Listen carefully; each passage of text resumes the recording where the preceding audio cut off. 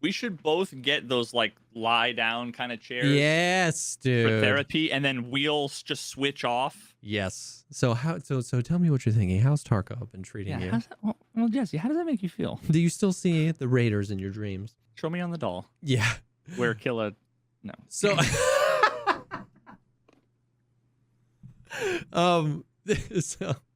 so Killa shot you. Yeah, where Killa shot you. What were you thinking, you gross people?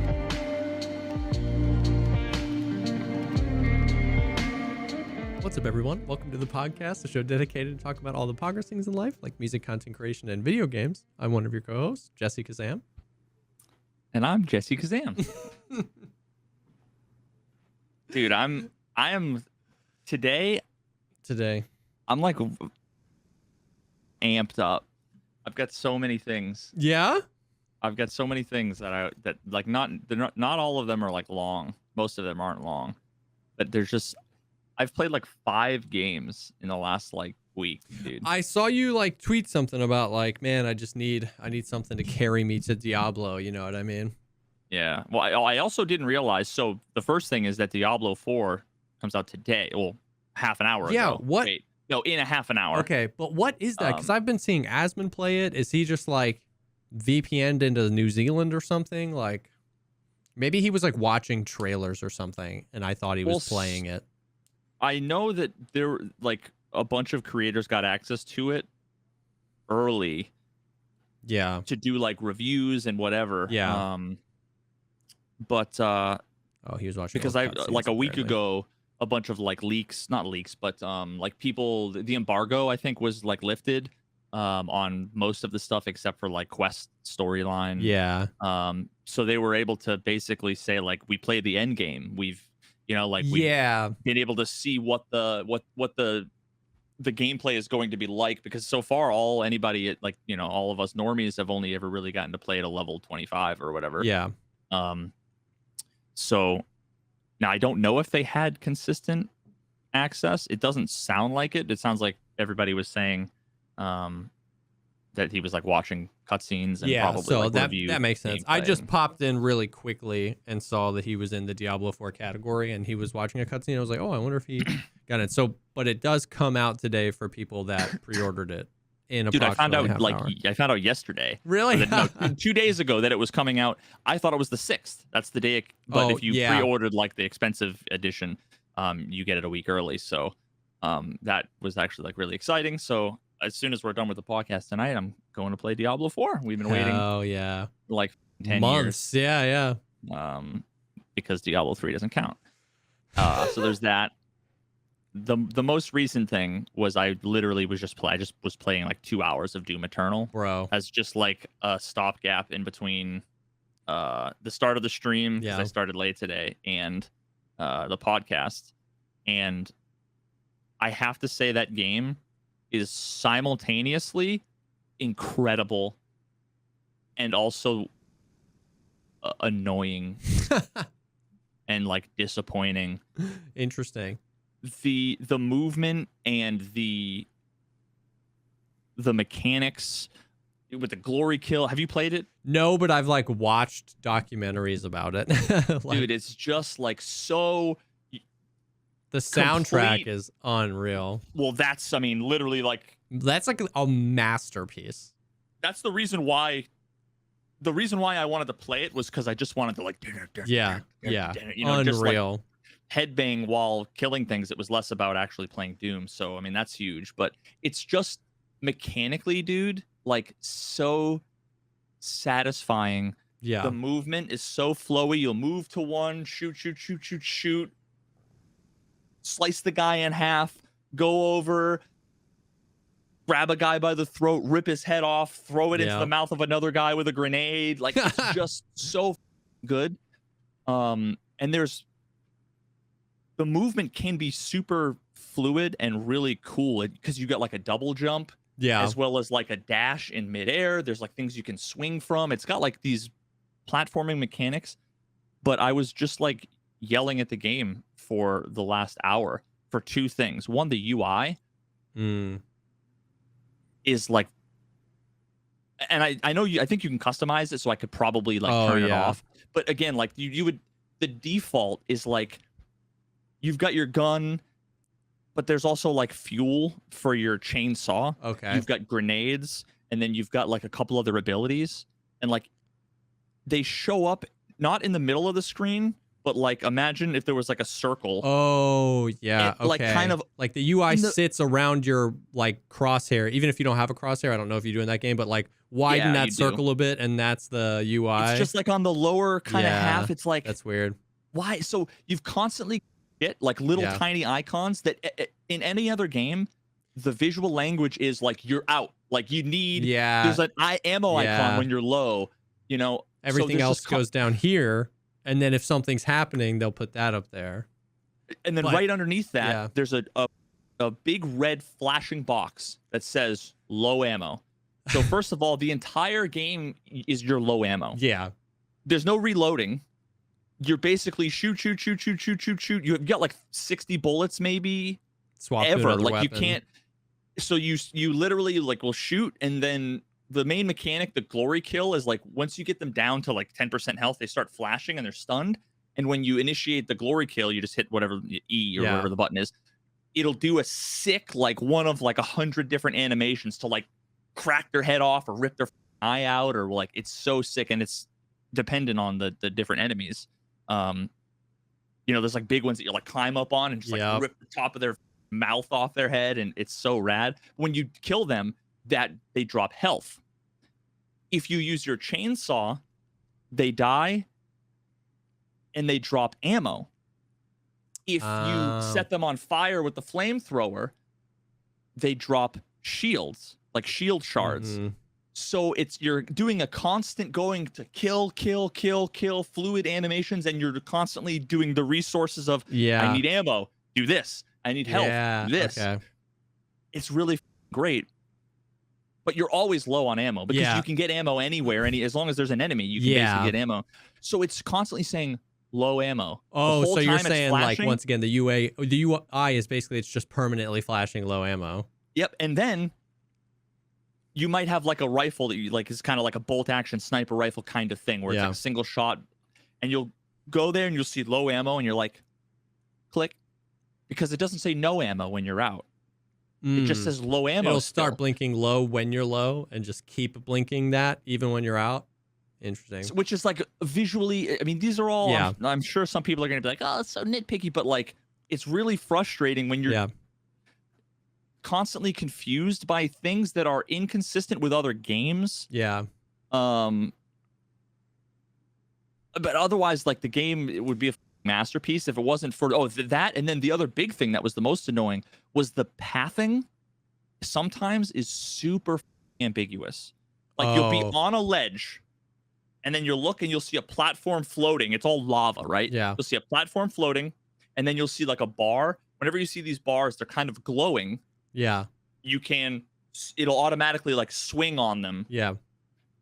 So I see the platform and the bar, and then like canyon kind of stuff, and it's like it looks like it curves to the left and kind of up, so I'm just gonna you swing, and all of a sudden you hit an invisible wall and you fall into the lava and you die, and it's like, wait, what the and it turns out you're supposed to look to the right, and like there's patches of wall that are like kind of they have like a texture on them that you can climb on, and sometimes it's obvious, sometimes it's really subtle, but it's like, and that wouldn't be the biggest deal.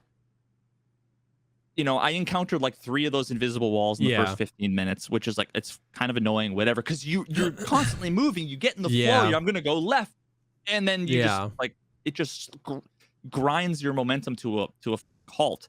And then later on, so sometimes when it's ambiguous, it trains you to land on the platform and then be like, okay, like where do I go now? I don't trust myself to be able to get myself, if I go just left, like intuitively, you can't fix it to go right. Like you're gonna die. You're gonna die because like the distances are just enough to double jump, boost, grab the thing, recharge your boost, double jump, like it's just perfect. So if you happen to hesitate or go the wrong way, so then later on, I go to do that same thing. There's like a pillar with like, I can see the platforms going around in circles. I jump up on one platform, I jump up to the next platform. I'm like, where do I go? The platform collapses because it's like one of those timed platforms. Yeah. It's like, God, like why? It's so Yeah. subtle. And I don't think it's like intentionally meant to be like hardcore. Yeah. This isn't like the Tarkov argument Yeah. that Yeah. is even wrong in Tarkov. It's just, I feel like they just didn't think of it. Yeah. There were just like a few moments where, because like you were saying, if those few moments where you do fall then make you doubt in other moments, because obviously Doom is a game about momentum, like keep the momentum going. So even just a few times where it feels like you're pulled out of that or it's not intuitive, then you hesitate in other places. And when the game is about not hesitating and doing everything, then it can cause frustration in other places. Yeah. Because so much of the time, like there's an area you need to go and there's like a subtle green light. It's like in one little doorway, and it's like visually drives you over there. Yeah. The bars that you swing on, they're like glowing, flashing. Yeah. Every ledge you can climb on is like glowing, and except for when they're not. Yeah. And then when they're not, sometimes you go to jump on it, and that's the way you're supposed to go. Sometimes you go to jump on it, and it's an invisible wall, and you're supposed to go the other way. You just didn't see. Yeah. So I was like. So it was simultaneously being like, this is sick. Yeah. And then it's like, I spend 10 minutes, all the enemies are dead. And I'm like looking around, going like, what the do I do? Yeah. You know, you see like the cracked wall that you're like melee the wall and it shatters, right? Like the half broken door. You know how you like, you learn that whole thing in video games, right? It's like the secret door. And they've all been like green, but then there's one that's like yellowish green. That you go to melee and nothing happens, and you're supposed to like insert a thing in a metal arm that like. So I'm sitting there going like the quest marker is on the door. Oh yeah. So I'm like, what do I do? You know, it's like me. Yeah. So I just had to rant about that because that for like the last hour, it's like 10 out of 10, 2 out of 10, 10 out of 10, 2 out of 10. I've never played, but I've watched so much. Like I watched a few like video essays on like some of the more recent Doom games and stuff like that. And I feel like, what's crazy about that game is that it can make like sometimes like if I'm watching a video essay on it, I can't tell if what I'm watching is a cinematic or gameplay. And I feel like that's what they do is like you were saying, they add so much variety to like the finishing moves and the fluidity of the movement and how you can choose to do that like they make you feel like you're in a cutscene, right? You're not like, right side peeking a pixel peek in Tarkov, picking off rogues one by one. You're in it. You're like drawn to it, like magnetically drawn to the action. And it facilitates that like almost like, Tarzan swinging from branch to branch, enemy to enemy. And it almost just feels like this continuous like movie or cutscene you're watching, but you are it. Yeah. And if I was like the creative director, what I would do is hide like 95% of the HUD elements. Yeah. And then what you do rather than have a giant flashing box, you have it so that you're going boom, boom, boom, boom, boom, boom, boom, and there's a separate noise and an animation that's like unambiguously you're out of ammo. Yeah. Even some games have done it so like the last couple of bullets. I forget which game, if it's Insurgency or there's some game that I played recently. That I feel like had like the last couple shots sounded different. It's not realistic, right? Yeah. But it's like was it CSGO? It's Valorant? I don't know. I feel like it was a different game. But yeah, it's not uncommon, right? Yeah. But it's like then you don't need a million of UI elements, and then you actually won't be able to tell if it's a cinematic when you're watching. Yeah.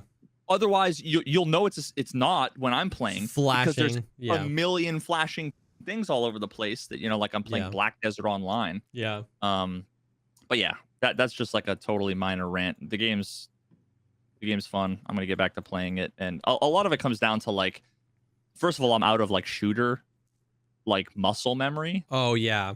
And what I still do have screws me. So you have the flamethrower thing. Yeah. You have like one charge every like minute or something. It's not like super fast to be able Yeah. to use. But it's on R. So Oh, I constantly go, bop, bop, bop, bop, bop, bop, yo. and then I'm running to the next thing. I hit R, and it's like, Oh, like yeah, that's insane. I'm instinctively pressing R to reload after everything. yeah, and I'm just not used to Doom. Like, you don't Yep. reload. If you have 60 bullets, sometimes I'll look over and I'll see 57. I'm like, well, let me just do a quick reload. I'm running to a door. Yep. There's nothing else to do except for, oh, there goes my fire charge, you know, like, and a few other things that I just kept mixing up, like and I think maybe it's because the default binds are like the opposite of what I had in another game that had like an air dash with like a jump. What game was it? That game where you're like like a woman in space on a planet. It's kind of Outer like Wild? Cosmic horror. Kind of. It's a third person shooter. Returnal. Yeah, that game's badass. I think like some of the binds are a little bit different from Returnal and a few of the other games. So anyway, it's not like a massive thing. Dude, have you seen Only Up? Mm-mm. Okay. Did you ever see? Is it a game? Yeah, Getting Over It with Bennett Foddy. Yes. So this is an evolution of that. Okay. You're like a 13-year-old kid in like Brazil or something. I don't even know. I can't even tell. You're just like in a favela. It's just a dump. It's just trash. Yeah. And it's like, imagine if you took the entire like a Unity asset store library and took one item at a time and stacked them up in a giant jump puzzle. Dang. That goes up to like the moon. And there's no checkpoints, no save points. You fall, you start over. But it has, surprisingly, it's been really enjoyable to play, and like it's not as bad as some of those other games that are just kind of like you screwed up. Well, sorry, start over. It's not quite as painful. There's a couple different cool aspects of it. It's also got kind of interesting controls. I mean, you just walk around WASD. It's third. You can go first person, but no. Yeah, no. It's super kind of disorienting, and also like you need to see your feet. Mm-hmm. You need how to close see, am I to the edge? Yeah. When you're literally 10,000 feet up, and you're walking along a like 6-inch wide piece of rebar, and jumping from that to like a stop sign that's just horizontal, floating, just like the octagon, 15 feet away, and there's just the ground underneath you. You need to perfectly, you need to see your feet, because you have one step before you got to jump off the platform. But the cool part of it is, well, there's a couple cool elements. One, it does a really good job. It's half like derpy as hell. Okay. With like your leg animations. If you like spam W, your guy does like this weird, his leg kind of stanky legs out, and you kind of, it's a little janky. But at the same time, like if you're like walk and there's like a cinder block in front of you, like he's pretty decent at times at like, I guess it's less about stepping onto things and more if you're on like a pipe. Yeah. It just somehow makes you feel confident that your like legs are connecting properly with like the pipe. Yeah. In a lot of games, the pipe is like a really small rectangle. Yep. That's like a third of the width of the diameter. You know what I mean? Yep. And if you get on the side, you'd fall off. Yeah. This game's a little bit better about like one leg is going to be lower along the left. So you have some like leeway for one. If you left click mouse, it'll change between like walk and jog. Oh. If you shift, it's like full sprint. And if you press right mouse button, it goes into like bullet time. Oh, shoot. So if you have that 10-foot, 20-foot gap that's like he's got ups like you've like yeah, of course. It's not unrealistic. It's just he would be the greatest Olympian long jumper ever, but not like zero gravity. Yeah. Yeah. So if you have this tiny little cinder block that you have to land on, you're like sprint, jump, and then and you can adjust. You have momentum, you have inertia, but you also can like if you're falling straight down and you press W, you'll move this way. Yeah. You know, you have play over it. So a lot of times you can really like kind of gauge like too far, like hit D, or like S, D, you know, like, and kind of make it so that you'll land. That's as well as the sick. biggest thing too is if you're on a 2x4 and you've got 2 steps before and you need to sprint, you just hit the bullet time button, hit shift W, and it's like you take one big step and you see your leg like right on the edge, and then you hit space. Whereas normally, if you don't have it, you just fall because you didn't hit space fast enough, and you're just off the platform, dude. So it's actually forgiving in a weird way. Yeah. But it got to the point where, like, at first, I felt like a complete fish out of water. I was using the slow-mo like all the time for all the simplest things, and then it got to the point where it was like, there's like a 100-foot long 2x4 stack that's just this thin, and I'm just sprinting. Like, you just feel confident that like if you're gonna step off, you can fix it. Like, yep, that's so sick. Now, something that took it to the next level that I just discovered, and I discovered it by accident. Randomly, at one point, I was an hour and 20 minutes in. To one run. Yeah.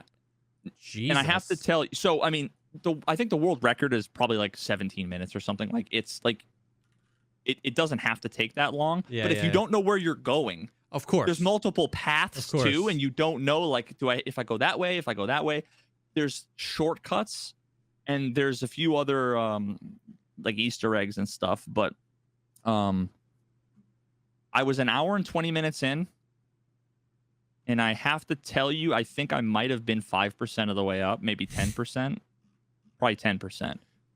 And at one point I fell and was just like, just looking down, because you get the thing where you look down, go into bullet time, and you're like, where do I land? How can I like stop the bleeding? Yeah. Sometimes you only set yourself back 5 minutes. Sometimes you're back at the beginning, right? Yeah. And of course, the map is designed in that kind of way where it's like, I'm sure it gets further out. Yeah.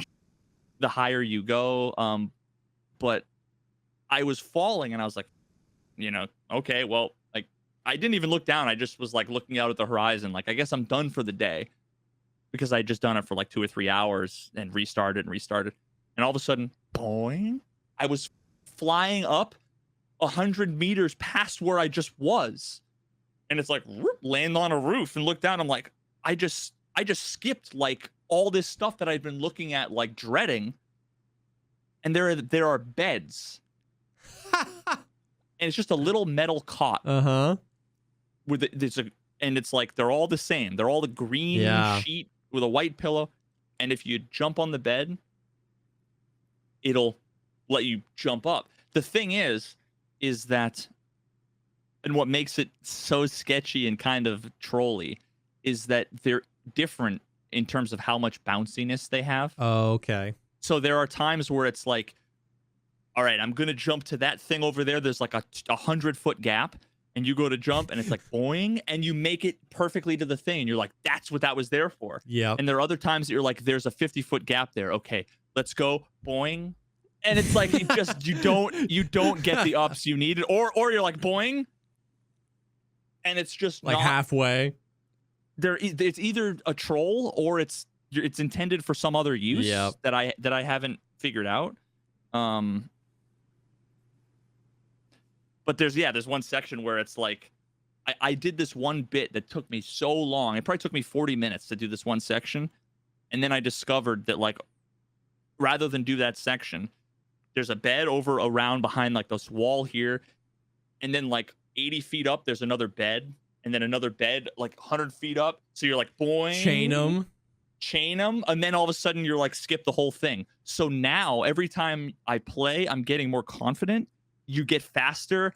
And I'm running, I'm jumping, I'm not doing the bullet time. You're just trusting that like he'll grab the ledge. Because sometimes it's really forgiving where like you'll jump and this will be the edge and you'll just be like, and he'll grab it. And you're just like, no, I've lost. And all of a sudden it kind of like sort of sucks him onto the ledge.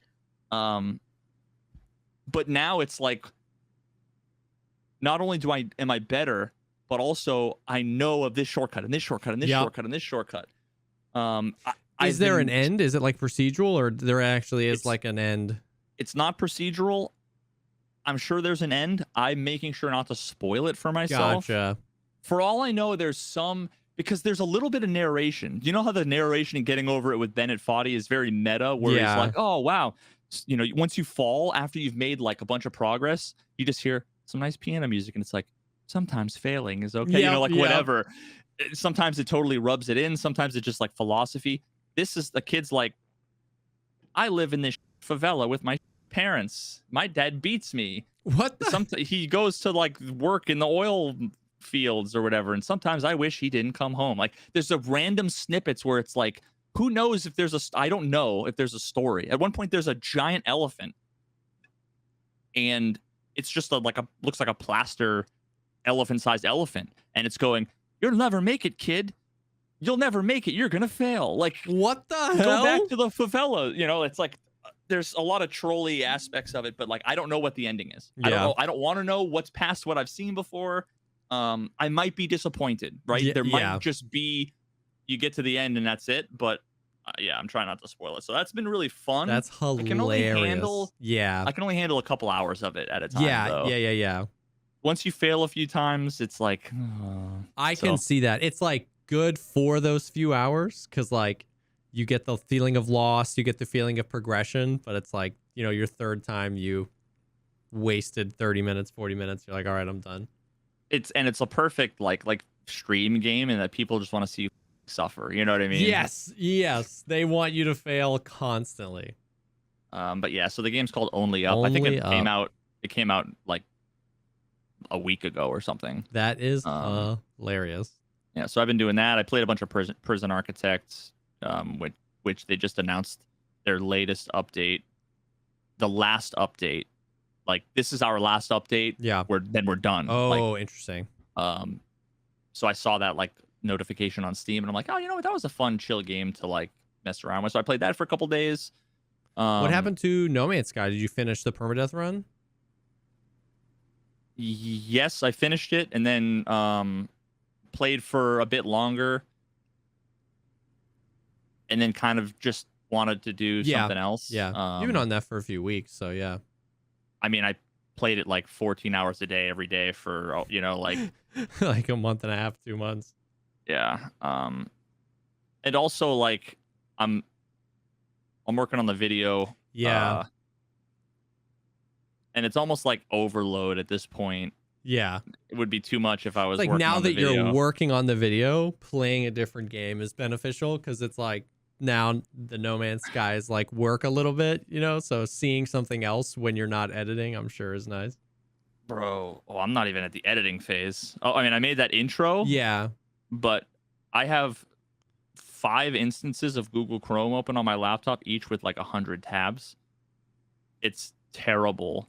Because I read an article, I open it up, or a wiki page, you know, about the ARG or whatever, and it's like I see a thing and I'm like, oh, that's important. Right click, open a new tab. Yeah. I'll come to that later. And then you open up 4 new tabs. So you've just branched the tree off like this. You get down here, you branch it off like this. Yep. You get down here, and it's like, and the sad part is that I'm never gonna go and open up all those tabs. Yeah. I'm just gonna take a deep breath and close Chrome. All the tabs and then open them up, you know. Yep. But yeah, I'll talk about No Man's Sky. I have a little bit of an update. a little bit of a pivot, but I think a good one. Okay. But real quick, I wanted to also talk about because it was a recommendation from people related to some of the sort of existential stuff of No Man's Sky was Soma, which I hadn't really heard of. It's one of those things that like one person a week was like, "Have you ever played Soma?" And I'm like, "No." And to me, it's like, it's not a word. It's not a word. It's just a thing. You know, like, have you ever played Dunu? You know, like what? No, I haven't. I just heard about it a million times. I've also never heard of Soma. But it actually is like a word. It has to do with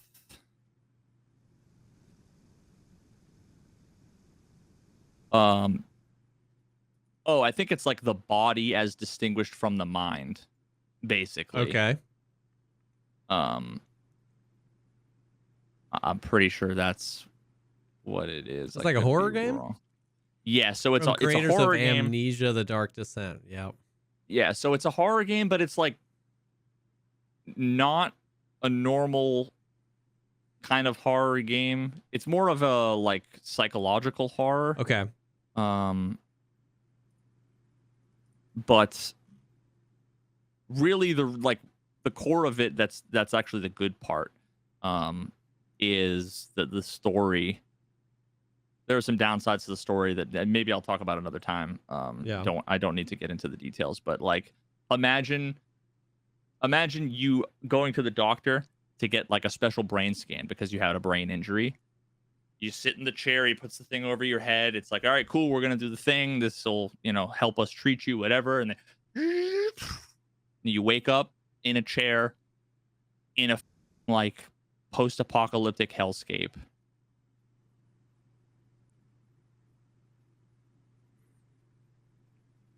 Damn. And then you just gotta figure out what happened. You got to figure out what happened. You have to. The core theme of it, without spoiling anything, is basically what makes you you? What makes humans human? Is it your body? Is it your mind? Is it your brain? Is it your personality? Is it everything together? Yeah. What if I were to theoretically copy you, clone you? What if I teleported you? Is it you?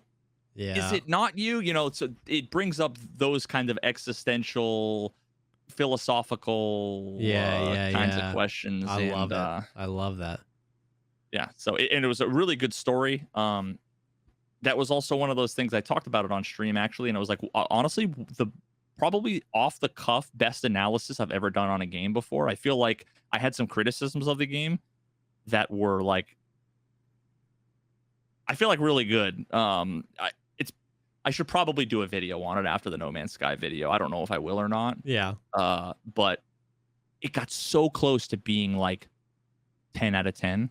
I would probably give it a 7. I'd probably give it a 7.5, 8 out of 10. Now that's not like IGN scores. Yeah. Where everything gets a 7. Yeah. Like Doom Eternal, I would probably give like an 8.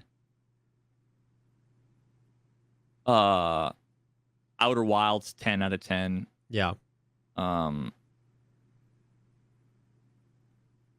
But yeah, there were just a few elements of it that were like, I feel like they dropped the ball. Yeah. At one point in the early game, you come across a robot that doesn't seem to know it's a robot or think it's a robot, and it's connected to like basically a cable that's shocking it, and it's like screaming in pain. And there are choices you have to make around doing a thing that'll cause it pain, in air quotes, right? Like yeah. It's a robot, right? Yep. Like I don't know what is pain. But then you have like you have a little bit of a crisis of like, am I hurting this thing? Like I talked about with Chat GPT, where I was like, I'm sorry, I got it wrong. I'll try my best. And I'm like, oh, I'm sorry. Like I know that doesn't have feelings, and I still feel bad. Yep. In this universe, it's like, does it? I don't know. But you get a bunch of choices in the beginning around, like, do you do the angel on your left shoulder or the devil on your right shoulder? Do you disregard all of the robots as whatever, or do you empathize with them? And then, like, later on in the game, there's like 80 more robots that are sitting there, like, in similar positions, and you walk up to them and you just, like, can't interact. And it's like, oh, it's like, I thought that was a really a really cool opportunity, because let's say the first one, you do the thing that causes it to die of pain and suffering and whatever, you're going to reflect on that and be like, fuck. Yeah. So then maybe the second one you won't, right? Or you're going to double down. Maybe the third one you're going to say, I can't keep doing this. Yeah. Like, no. Give the player in the game the ability to have the game change them. Like, you know what I mean? Like, give the player the opportunity to make the same decision at multiple points in the game, because then you can see how much the game is affecting the player. Yeah. And there was just a ton of those where it's like, oh God, they missed the mark on some, like, on such a basic level, where it was like, if you just gave me the chance. Now, something that multiple people recommended in, like, the Steam reviews, and then the day before I went to play it, I said it out loud, and a few people in chat agreed. It was the like 3 people that responded to my question said, I would recommend that too. And the next day I downloaded it, started it up, and it's like, do you want to play on, like, normal mode or on the mode where you basically can't die? Okay. And everybody that was there the day before and the Steam reviews said I would actually recommend people play it on the no death mode, because there's so much environment and story and lore that you want to explore and read all the computer terminals. Yeah. And, like, because there's so much interesting there. Yeah. One of the cool things about it is when you start off in the game, you're, like, in your apartment, in, like, Toronto or something. And everything in your apartment you can interact with. You, like, can walk into the bathroom and, like, open up the cabinet, and there's, like, toothpaste, and you can click and, like, bring it towards you. You don't see your arm, but, like, bring it towards you and rotate it and then throw it. Okay. There's, like, a trash can that you can, like, chuck stuff in. It's just, like, a weird thing that I don't know if it's intentional or not. But if it is, I thought I was intentionally doing the thing that they didn't want me to do. Like, I felt like I spent like 20 minutes in the apartment opening all the drawers, looking at all the books, pulling the DVDs off the shelf, like, like looking at, like, Time Cop 9 and, like, reading the back, like, stupid that, like, I thought I was being, like, a rebel in some way, you know what I mean? Like, I'm gonna explore and whatever. In a million places all throughout the game, there's pieces of paper, jotted down notes, post-it notes, and pictures. And every time I pick it up and turn it around, nothing on the back, nothing on the back.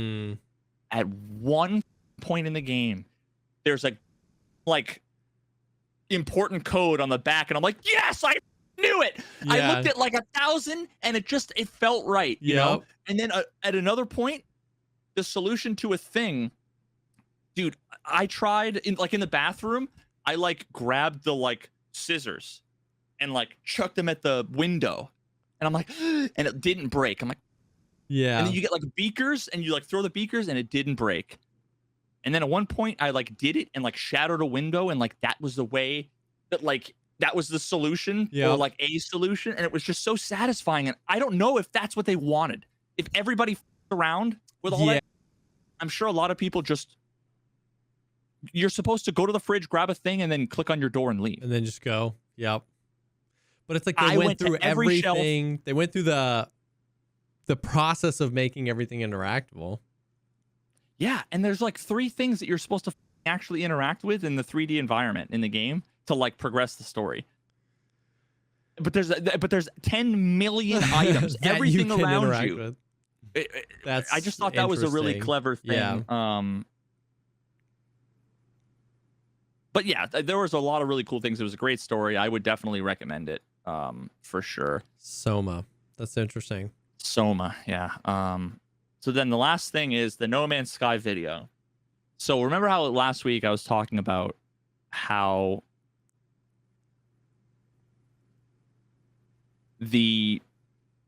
how like complicated it is to like like Lost to explain the Dharma Initiative, and if you want to go this direction, you feel like the only 2 ways to do it are oversimplify or overcomplicate. Yeah, but you just want to get here. Yep. So one of the big issues that I found myself running into was, one, trying to figure out the ordering of everything. When you have 2 things that are both directly connected, you have B and C, they're both directly connected to A, but then you have something that's, D that's directly connected to B and F. What order do you tell it in? Because you don't want to say, the ordering matters, right? To be able to say, here's the thing, and then, it leads to this other thing, and it leads to this other thing, and then we're going to switch over gears to talk about this other thing, and then, remember the thing I talked about 17 minutes ago? It's like, it kind of loses its oomph. So, but it's like trying to mash it all together. Like what? So I sit there, I have 17 pages of notes, and I basically have written out, like, I'm going to start explaining cosmic horror, and and I'm like, here are the elements of cosmic horror, examples of cosmic horror, and then it's like, okay, and then I'm going to talk about the game and the story of the game. But then it's like there are elements of the story that are also elements of like cosmic horror. And then there's like the ARG, and then but there's also like the original focus was going to be the cosmic horror kind of element. The problem is that there's 100 amazing things I want to talk about that are about the lore and the story that are important to this whole thing, and like 20 of them are like cosmic horror things. So it's like trying to make, if I was trying to make like an argument video essay about like this should be put in this genre, it would fail unless I throw out all the other. I see what you're saying. I still think the argument has merit. Like when you watch Annihilation, it doesn't have Cthulhu tentacles, right? It doesn't have it doesn't have giant, cephalopod abyssal leviathans, right? Like it's just it's more of the idea of like asking 1 or 2 existential questions. So are you like struggling with the, now you said you're pivoting, are you pivoting on the main assertion of the video from like No Man's Sky's cosmic horror to making like No Man's Sky's cosmic horror like a chapter of the video, like, hey, you might not have thought about that, but then there's a larger assertion to be made? So this is why I hate when I get excited and I want to talk about stuff before I'm done working on it. Because I'm sure some people are going to be disappointed, but at the same time, this is better. So, and I think what I want to do now is like a win-win-win. My intro literally talks about, it mentions cosmic horror, but one of the cool parts is that like I don't say that's the thesis of the video. It just happens to be like the final sentence is me saying it's a dark existential cosmic horror game.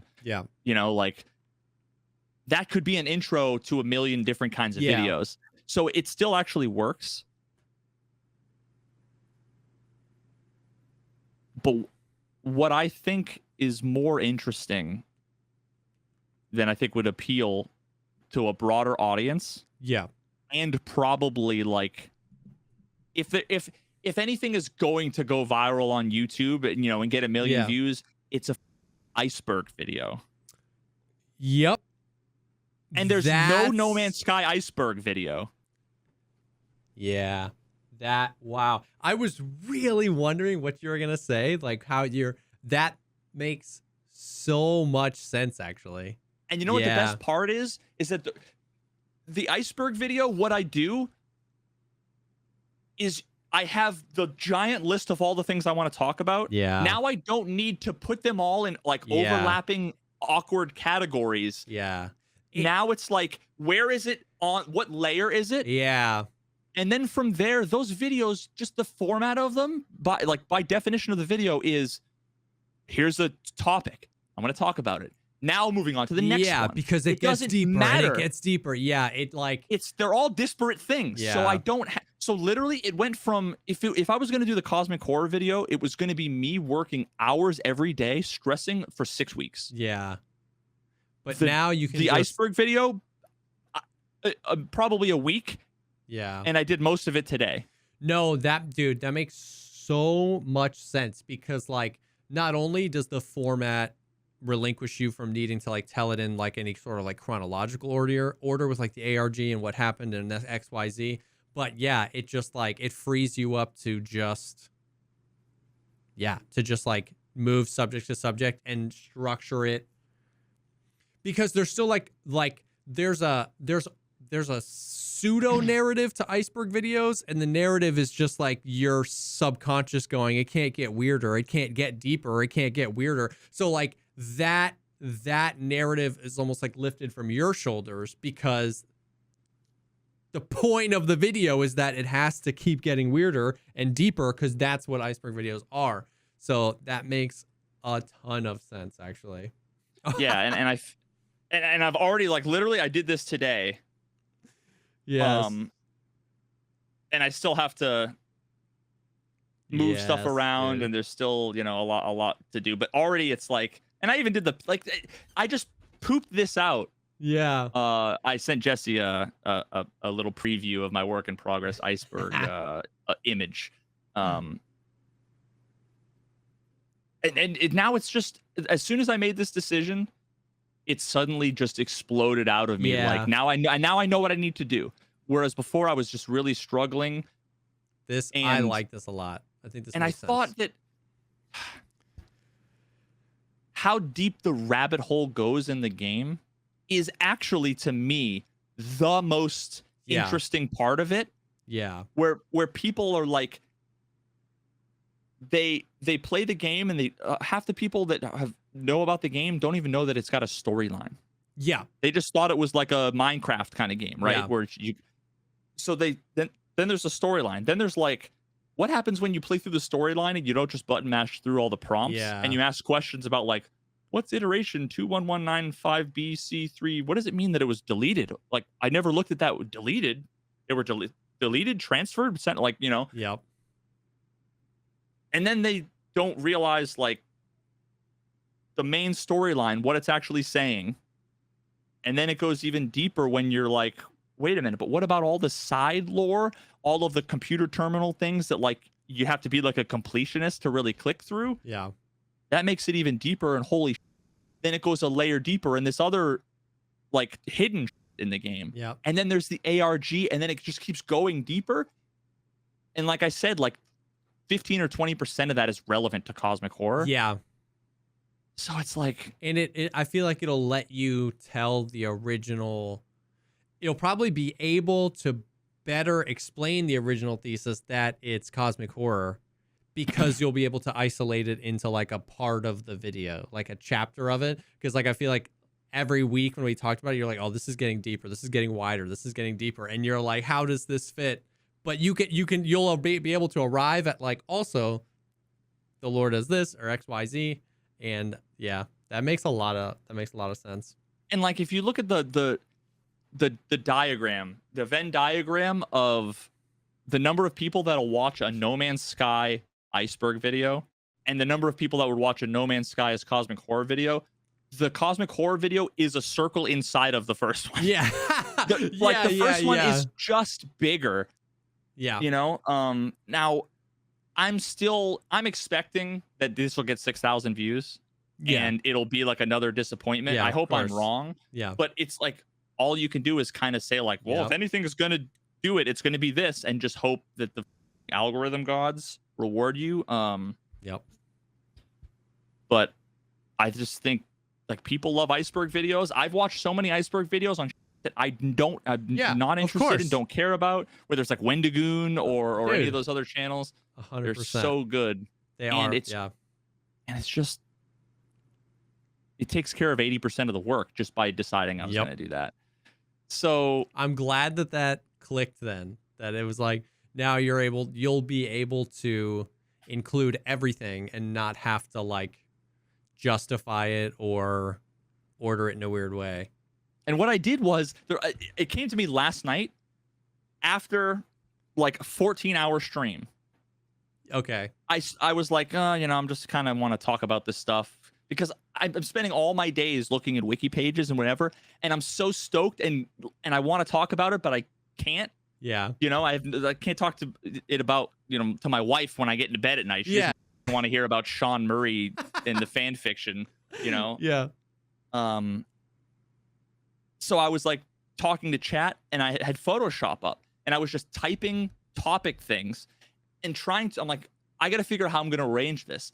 And I figured like a tree structure, right? Like you have this branches, and the way that I built it, I'm like, this is a iceberg. Dude. Yeah. It just, the deeper it goes, I'm like, and it just hit me. This has to be the way it's got to be. Yeah. And if you Google, like No Man's Sky iceberg, there's like 2 images on like Google Images that people posted on Reddit, and they're like, there's like 7 things on there, and they're like not even interesting. Yeah. They're like memes and whatever that aren't. Yeah, it's just not that great. And then a few people are like, we need a No Man's Sky iceberg from like 2 years ago on the forums, and someone's like, I can't believe there is none. So I'm like, yeah, this just needs to be made. I also contacted on the Contact Us thing, the company that did the ARG. Oh. Because I need questions answered. The chances are I'm not gonna get these questions answered. Well, why not try? But let me just say this. The controversy about how the game came out without multiplayer. Yeah. And how on day 1, 2 people met each other, that whole thing.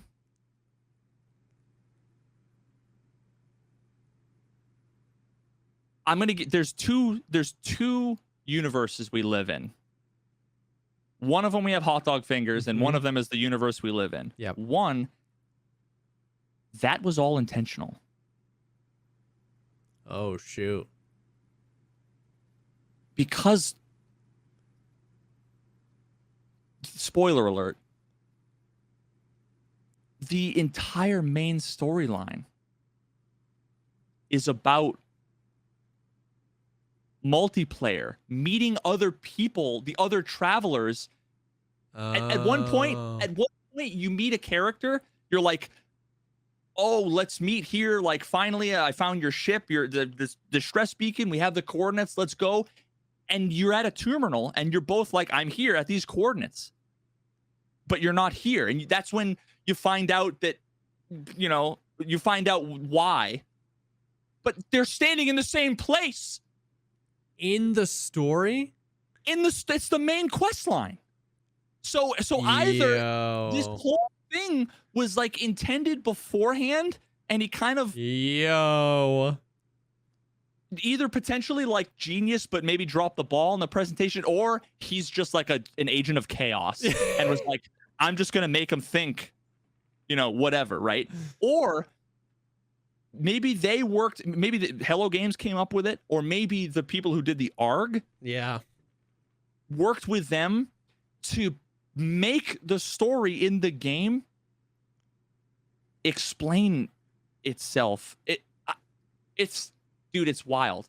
The monologue I have at the end of this video is probably the greatest thing I've ever written.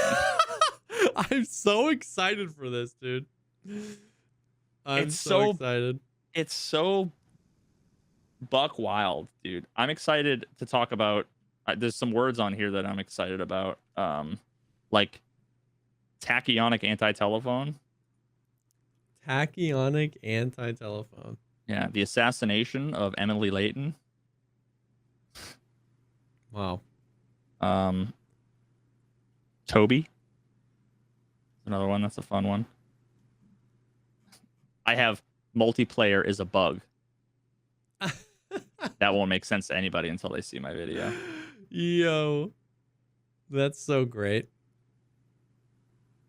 Yeah, man. So I'm so still like it went from me being like I really want to get this thesis out here. Yeah. And but it's so much work that it's almost like it's just stressing me out. Yeah. To the point where I just want to like get it done ASAP so I can stop stressing about it. Yeah. Because if I wait too long, I'm going to lose interest and I'm just going to be in something else. Yeah. To now it's like for the first time in a long time, I'm like, yo, excited about a video project. Yeah. It unlocked it. Like you had all the raw materials, but you were just like, what am I making here? And like this is it. That's sick. I think that's great. I think an iceberg video fits perfectly for this. And I want to know. I want to know it all. I want to know it all. Yeah. So that's so sick. That's dude. the long-winded update. I'm arriving at the same spot. Like I've got a video that's probably coming out this weekend, dude. It's like it's the most work we've ever put in. I've been working with an editor. It's the most work I've ever put into a video ever. It's like an hour and a half long. I'm so excited about it. But I'm like, I'm like, because I'm not huge into like video essays or like long form, obviously I consume them, but I haven't created them. Like my content has traditionally been so like quick, like low effort. Like for a good year, for a solid year of making content for Tarkov, I would wake up, I would get to my office, I would think, what video do I want to make today? I would script it, I would record it, I would edit it, I would thumbnail it, and I would post it that day. 5 days a week for a year. I was posting 5 YouTube videos a week. Yeah. And every day, like the entire video process was done in a day. And we've been on this video for like 2 months. So for me, this I'm feeling it physically. I'm like, this video is going to get 3,000 views and I'm going to just be depressed. You know what I mean? Like, but the flip side is that like the type of content I had been making, the ceiling for that is so much lower. Like that type of content's not ever going to get 1 million views. This is the type of content that could. That doesn't mean it will, but I'm at least making content that has a higher ceiling. So then it's about trying to, reverse engineer it. But like, it's like when you play, like buying a lotto ticket. It's fun. You shouldn't expect much. Yeah. But it's exciting, Exactly. So also I'm assuming there has to be an element of like creative expression and like there's just so much more. Like when I was making a highlight video every day, it's literally just I'm throwing together clips, intro, outro, like get it out and done there, but like when I work on one of these types of videos, I will write 2 paragraphs in an hour and that'll be my work for the day. Yeah. Yeah. Yeah. And then it's depressing to see someone makes a SpongeBob iceberg video and it's someone else made the iceberg and they're just reading off of the thing and all you need to do, like really all you would need to do is look at the topic, put it into Wikipedia, copy paste the first paragraph and read it. And if you have the right channel, you'll get 3 million views on every single one of them, right? So it's like so depressing that like, but so this is, I actually feel like I'm solving a mystery. Yeah. Like I'm uncovering that hasn't been seen or thought about, or if it has been, at least like I'm not aware of it, so I feel accomplished. Yeah. That's so sick. Oh man. Yep. So I feel you. I'm excited to see it. And it's weird being in that place and like having this piece of content that I've spent so much time working on. The project Even if file you get was almost a terabyte for this video. hell yeah. I'm so If excited. I mean, even if you get 6,000 views, because no matter how good it is, Yeah. like the quality can only really help, but that's not. Yeah. It's not even. I was gonna say it's a necessary but not sufficient condition. It's not even necessary. Like low quality videos can blow up. Yeah, all the time. It's yeah. just something that can help. Yeah, exactly. Making an amazing video can help it, you know. Yeah. But it's sort of Jesus is taking the wheel. Yeah, for sure. Your videos with the angels. Yeah, now. it is, and that's the thing is like, and I know I've put enough work into it that I'm like super like I don't want to change anything about it. And you're gonna feel the pride in the video and be like, I know it deserves 1 million views. Like I feel about the chess video and the Trackmania videos. Yeah, I'm like, you're gonna have that, and that's almost like I can sleep at night better for sure. Yeah, that's like that's a version of success. It's like I don't want to change it. You know what I mean? Like I made the video I wanted to make. You know, like that's. Now you're an artist. Now you're an artist. You don't like my art? What? No. Yep. Exactly. I don't need you, but I kind of do. But But yeah. So I do, but I don't. Yeah. So I'm excited. I can't wait. When do you think it's going to be out?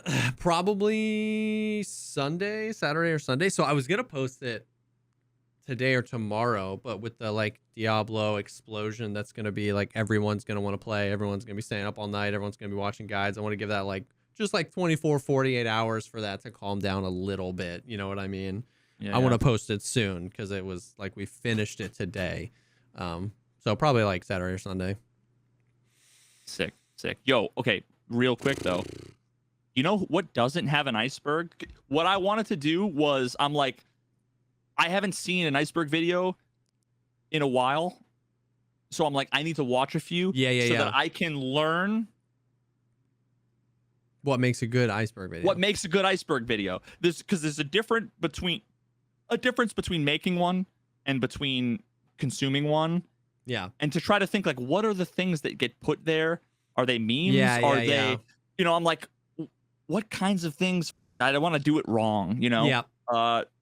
And what doesn't have an iceberg video and it blows my mind? Huh.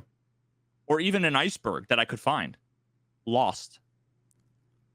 That's crazy. Yeah, man. Lost feels like if you had asked the origin of icebergs, why icebergs came about, I would have guessed Lost. Bro, I was like, remember I was talking about Lost last week, so I'm like, yo, to see how they break things down,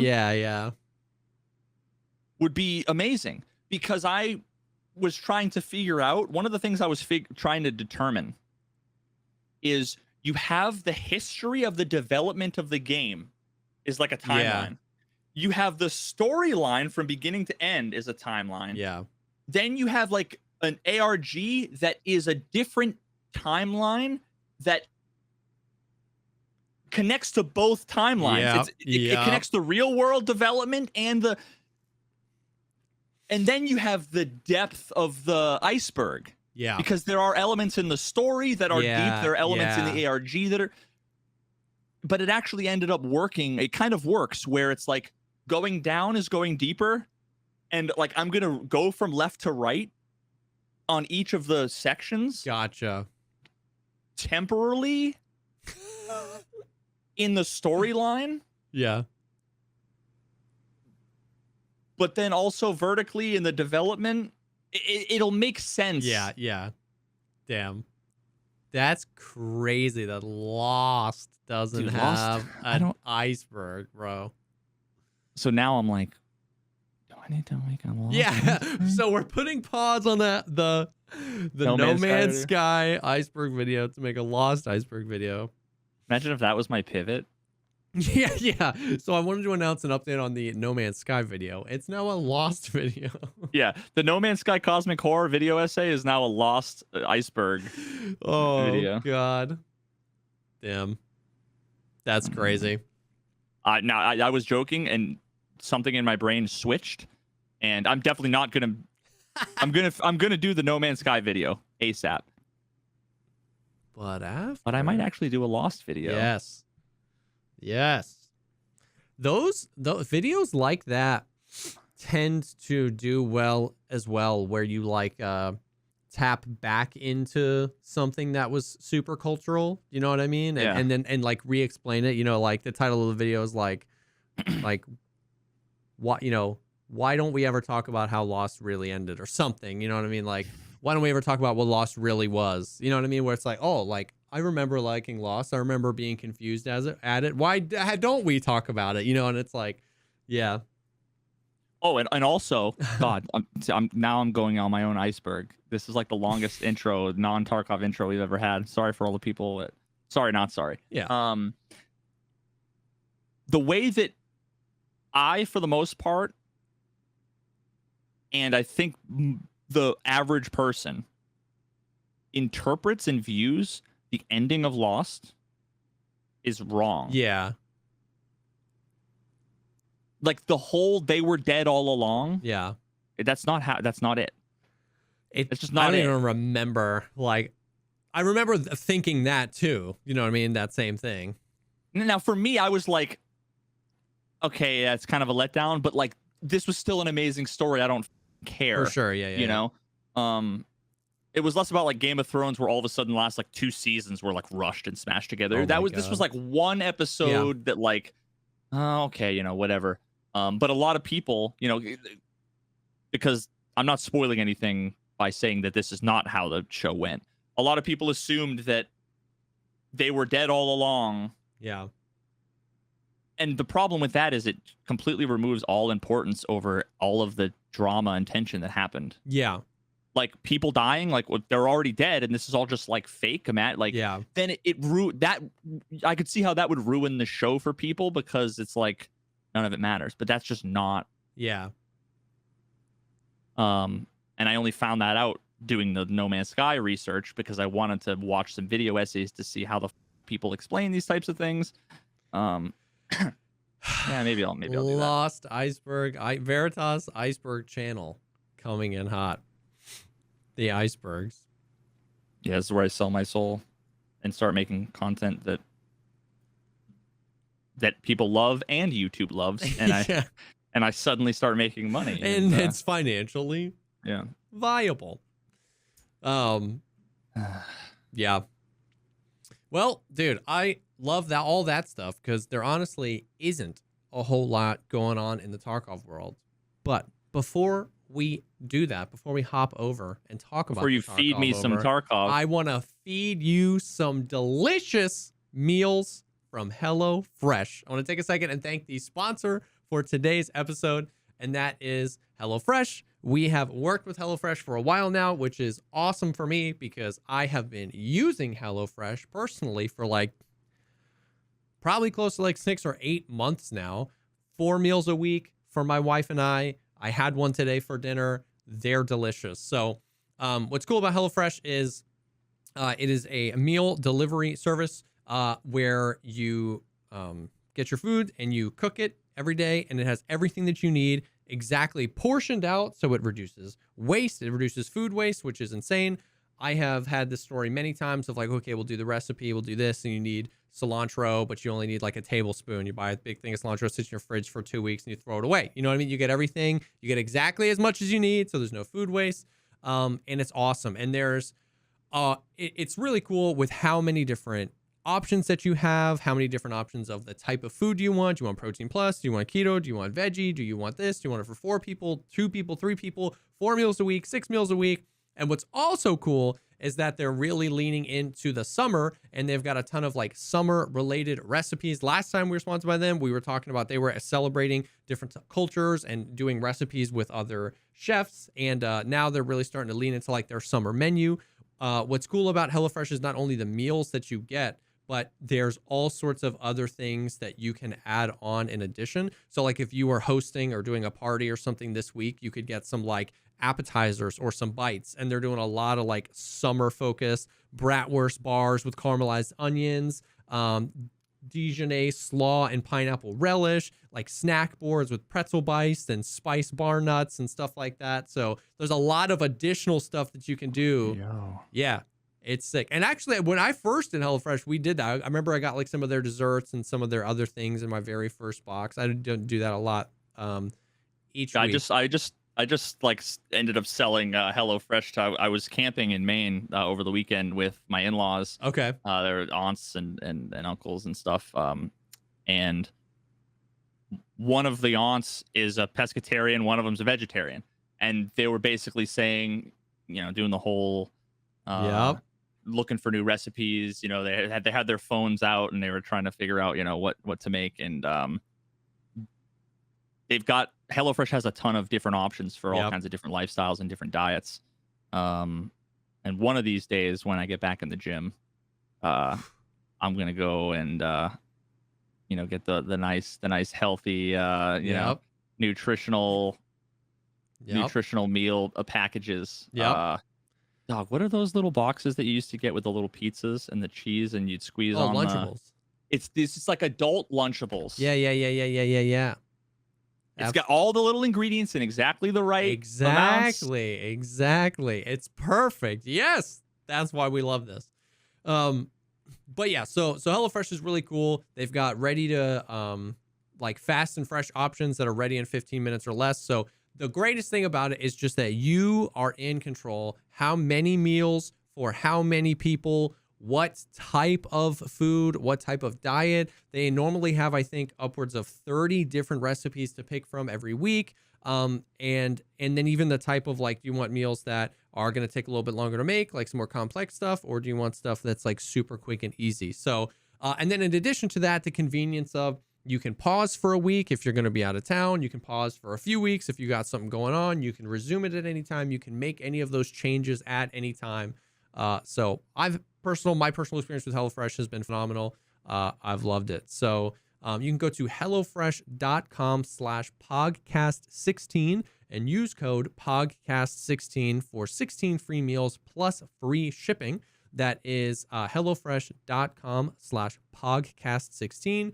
Use code PODCAST16 for 16 free meals and free shipping. So yeah, thank you so much, HelloFresh, America's #1 meal kit, for sponsoring this episode. Bro, you can't say 16 like that, dog. Not God, No Man's Sky. 16 is 16, God, 16 is a number. 4, 16. 8, 15, 16, 23, 42, 4, 8, 15, 16.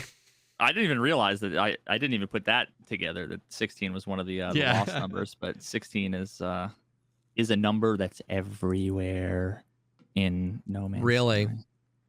That number 18 quintillion planets, 16 to the 16th power is that number. That's why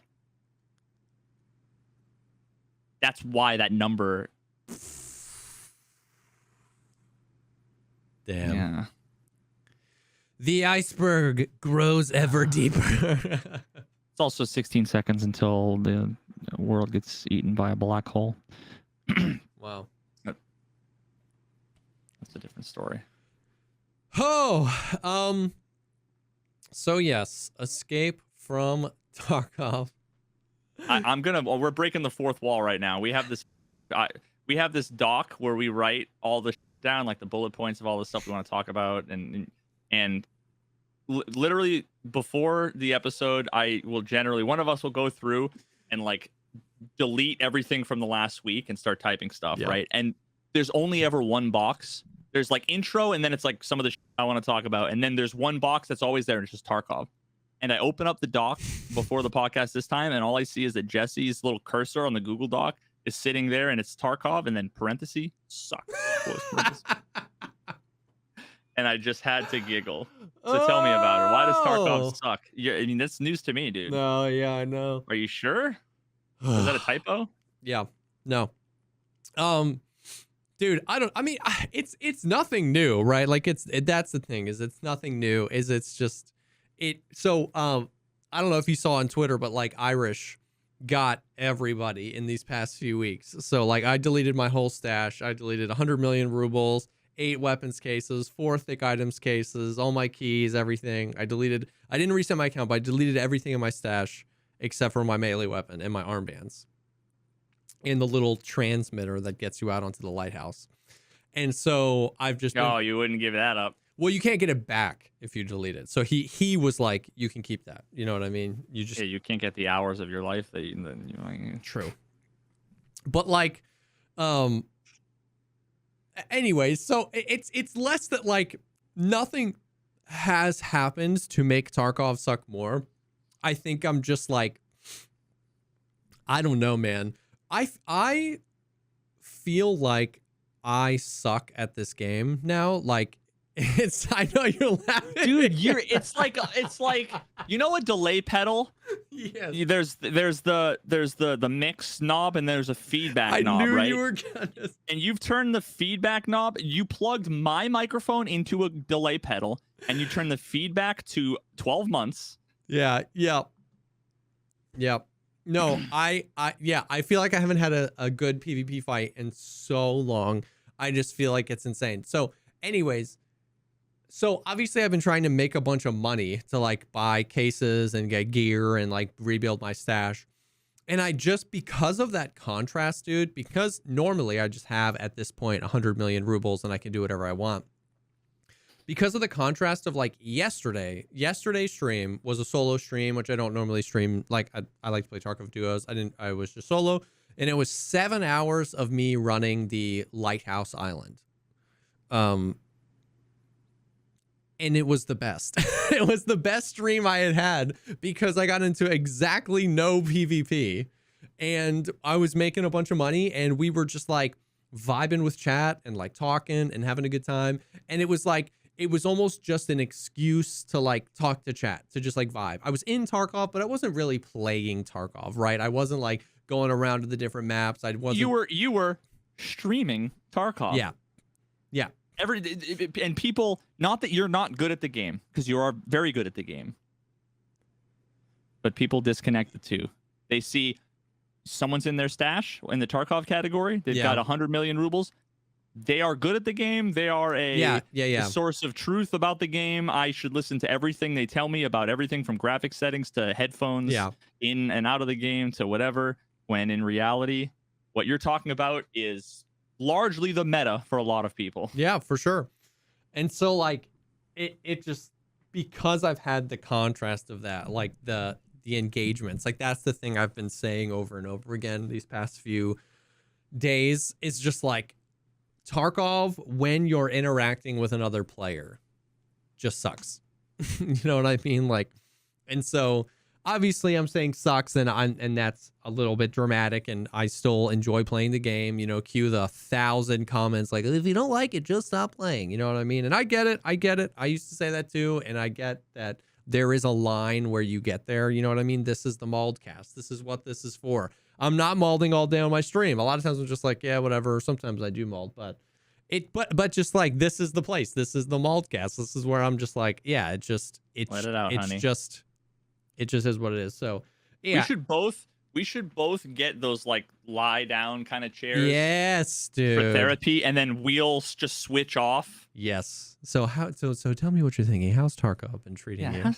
Well, Jesse, how does that make you feel? Do you still see the Raiders in your dreams? Yeah. So like, show me on the doll. Yeah. Where Killa. No. So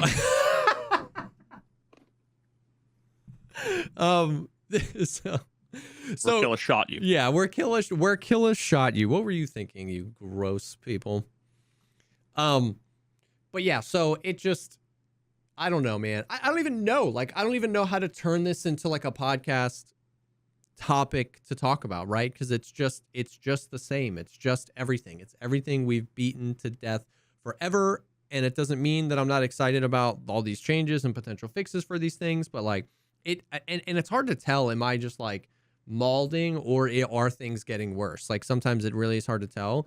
But like, so what is the combat like? Desync feels just like worse than it's ever been. I literally today, the first raid of the day, it's a scav raid. It's always scav army, dude. I see a dude, I shoot at him as a scav. I make a flank around. I hear him in there, and I push. And you know how like your character always has two hands on the weapon. He's got his hands on the thing, and then like if he's got and the only time your character doesn't have two hands on the weapon is when you're in your inventory. Like if you're looking at your buddy in his inventory, he goes like this. He like puts his hand to his side and he kind of points the gun up, and he's like in his backpack. I swing the corner and the dude is in his inventory. I'm like, bop, bop, bop, bop, bop, bop, bop. And he was the only one there. And I was like, and you see like the muzzle flash, yeah, like towards the ceiling. 100%. You know what I mean? And I'm like, it feels like we're like 2 full seconds behind at all times, permanently nowadays. But did you whiff your shots? You know what I mean? Like, oh, of course, but you know, that's not the point, Veritas. You know what I mean? So it's just like stuff like that. Like the desync is crazy. Like almost every death, you know, I died to some like crazy off angle. And it's like you can frame by frame it. And it's like you know, pull up the clip and you frame by frame it. And then the guy, it's not, and like that's the thing. That's what I feel. It feels like it's getting worse. It feels like it used to be. I used to mold because I would like frame by frame my clips, and I would look and I would be like, look, you can see him there, you can see his helmet, you can see his face, but his gun is behind cover. He shouldn't be able to shoot me there. And now, like, we frame by frame it, and I died, and his entire body, like, he was there, and then while we were strafing and shooting at each other, his whole body, his head, everything goes behind cover. And you go, like, another frame, another frame, another frame, another frame. I fall over dead. It's like no part of him, not even his eyeball, not his eyebrow is visible to me. He's completely behind cover and has been for, like, 6 or 7 frames, and then you fall over dead. And it's like, obviously, that's not that guy's fault, you know what I mean? But it's just, like, it feels worse, man. I don't know. So there's, you know, when I'm in that position, I think 3 possibilities. Yeah. I think I just lost it. I'm in a rut. I'm washed. You know, whatever. Right. Yeah. There's the game, like, so that's you've changed. Yeah. Physically. Then there's the game has changed performance-wise, something mechanically, whatever, that's made it worse. And or you've changed mentally in that you used to experience these things all the time. Yeah.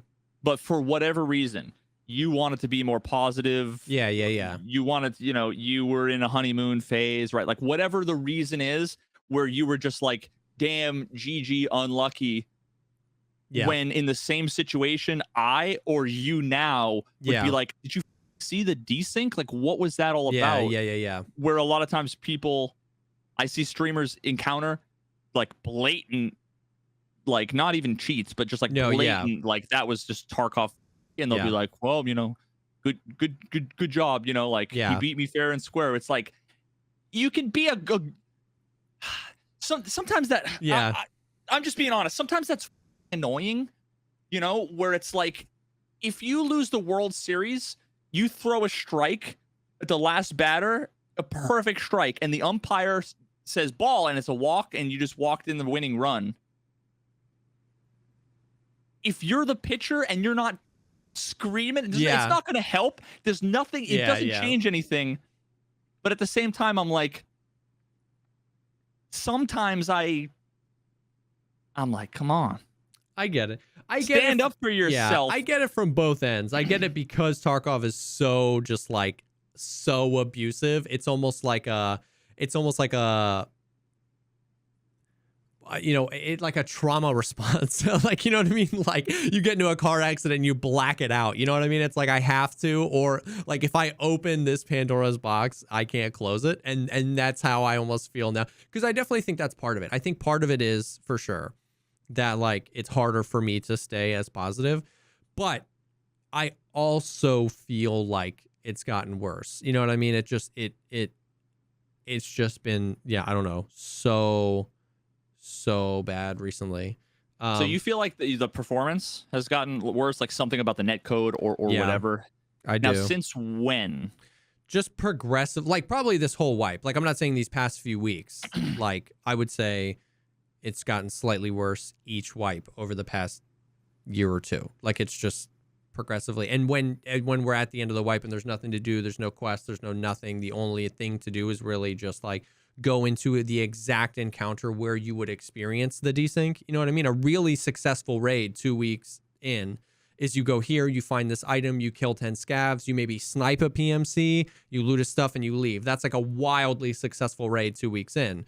But 5 months in, a wildly successful raids is like 5 PMC kills. And that's just like 5 times where the game can just like overwhelmingly cuck you. So it's like, I feel like it's probably been this entire wipe, not like the game is getting worse these past few weeks. It's just in the late wipe is when you just like feel it more.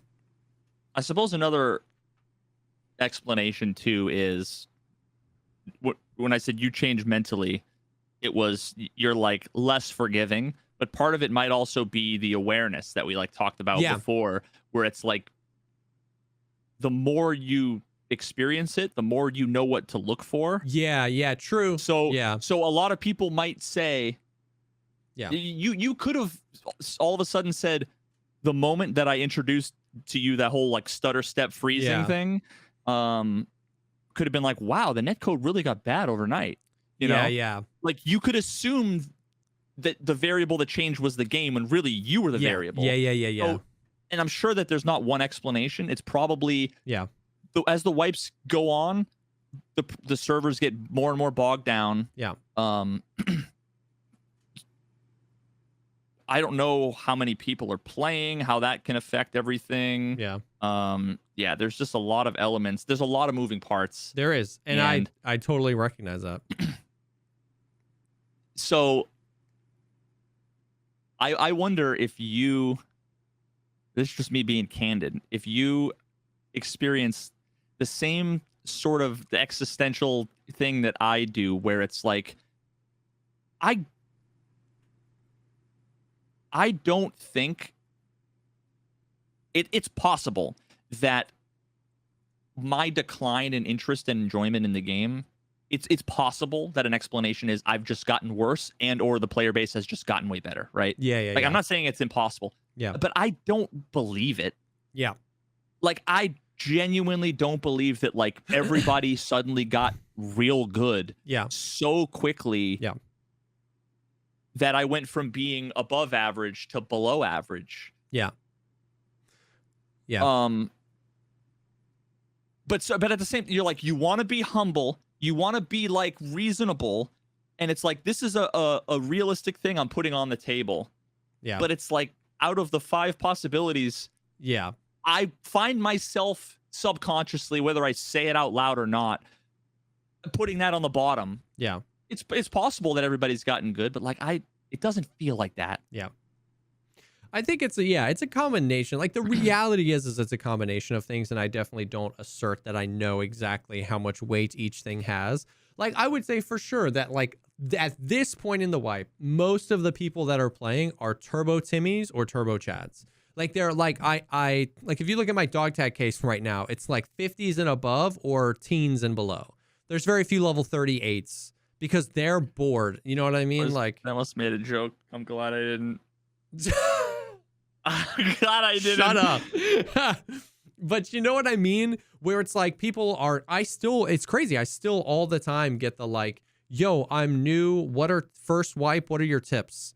And I'm like, and then my eyes like glaze over. I'm like, dude, I'm so sorry if this is like your first wipe. You know what I mean? But I can't even give advice to new players. I'm like, I don't know. I got nothing. I don't know anymore, dude. You know? So it's like, but that's what I'm saying. So like, that's got to be a part of it where like, the likelihood that I come across somebody higher than my skill level has increased. Like you were saying, I don't think that that's like the whole reason why every fight for the past 6 weeks has felt bad. You know what I mean? But I'm sure it's a part of it. And then I'm sure the net code probably, definitely isn't in the best state it's ever been, but maybe it's not not that much worse than maybe it's not as bad as I think it is because it's a mixture of, like you said, the awareness of it and the awareness of it, the gameplay of putting myself into those positions more frequently. You know what I mean? The frustration of just like, I don't have anything to do. So the PvP feels bad. Like, I'm sure it's all those things, but I don't really care to get to the bottom of it. Even if I was able to prove to you with like numbers and packet loss and network diagnostics. Even if I was able to prove to you the netcode's worse than it ever is, it doesn't matter, right? Because tomorrow the game is just going to be the game, and hopefully 13.1 and 14.0 make the game better than it is today, right? So it's like, so I don't even try. I don't care to get to the bottom of why it feels, so rough. Well, it could matter, because let's say they fix the netcode for everybody in 13.1. Yeah. You're getting dicked on by everybody, and everybody is saying the netcode's amazing. I am having the greatest time ever. This is the best state that Tarkov's been in. I'm loving it. And you're like, I can't win fights. I can't make money. Questing sucks balls. I'm dying to everybody all the time. Yeah. And then you got Twitch chat telling you, bro, well, I mean, you're just kind of like washed. Yeah. And to you, it's like you're playing a different game. Yeah. Spoiler alert, that's what I've been experiencing. Yeah. Now, there's other variables, like I play solo at different times of the day, et cetera, right? But like... And we haven't had a netcode that's been really good, so like we will, we got to test that out. If at 13.1, if it actually is, we'll see how much of it, for sure. It's like going to play CSGO. For sure. I get owned because they're better than me. Yeah. It's clear as day, right? Exactly. It's clear as day. Those people know the maps better. They have better reaction time. They have better aim. They have better mechanics. In Tarkov, it's like I'm looking at the small child playing basketball, and somehow he dunks on me like he's Shaquille O'Neal, but he's 2.5 feet tall. Yeah. And everybody's going, hey man, the kids these days, they're just cracked. Yeah. Or they're just saying sus, cheats, sus, totally a cheater, sus, cheats. You know what I mean? It's like, there's nowhere in the middle. You know what I mean? Yeah, for sure. It's like, there might be a hidden trampoline there that I'm not seeing, right? Yeah. And that's the thing, is I love that feeling, to be honest with you, because I make no, like, I'm talking about how I feel like I suck at this, I suck now. Like, I am very, like, I am more aware than anybody at my skill level in the game, right? Like, I know I'm not that good at the game. I have a lot of, like, I know where I'm strong. I know where I'm weak. But the thing is... I also think you're downplaying. The thing is that, well, yeah. It's because I'd rather err on the side of caution. I'm not a cocky person. Nobody wants to say that they're above average. But... because of the whole Dunning-Kruger, everybody says they're above average, except the fact is that there are people who are above average, and if those people are confident, they're going to say they're above average, and they're going to be right. Yeah. I feel like I used to be above average, and for whatever reason, I'm not, and I think that you are above average. Yeah. I think the average Tarkov player probably has 300 hours. You've got 10,000... It would be embarrassing if you weren't above average. I'm above average in the beginning of the wipe. I don't know if I'm above average right now. You know what I mean? But I totally feel you. I totally feel you. But what I'm saying is, by the way, did you like reorder your windows? You've been a little choppy. No. Oh, okay. It might have just been, it just like dipped for a second. I was just wondering. Well, what I was really getting at was that, like, I love the feeling of being like, oh, like he outplayed me, like he did better. Like a huge part of my content was the whole Lessons from Beyond the Grave series, where I would literally like make YouTube videos about how, like, look at this clip. It was very obvious. I thought, like, here's why I thought this. I saw him go this way. I thought he was going to flank this way. I tried to counter flank. He did this, totally played me like a fiddle, and he got this angle on me.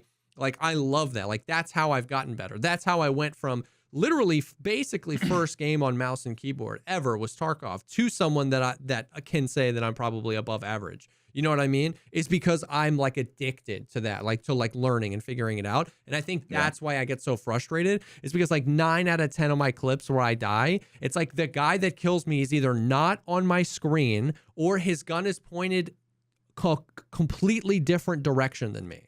You know what I mean? And so it's like, what do you learn? You know what I mean? Like so if like the netcode, if they fix the netcode and I still suck, at least I can then go, well, okay, here, what can I do here? What can I do here? You know what I mean? But that's where I just feel like and it works both ways. We've talked about it. It works both ways. The highs, you know, like it's been said so many times that's why Tarkov is Tarkov, right? Is because the lows are lower and the highs are higher.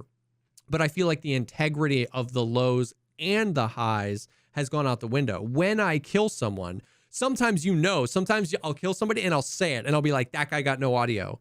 Because he's like Kappa armband, right? Level 71, and he didn't even move when I ran up to him. It's like, I know. Either that or he's alt tabbed out because his mom's bringing him a sandwich. Yeah. Like, oh, yeah. You know, like, yeah, exactly. Or you shoot somebody and it's like, I totally desync that guy. Like, I bet. And then sometimes when people come in to say GG, sometimes they'll be like, yo, what?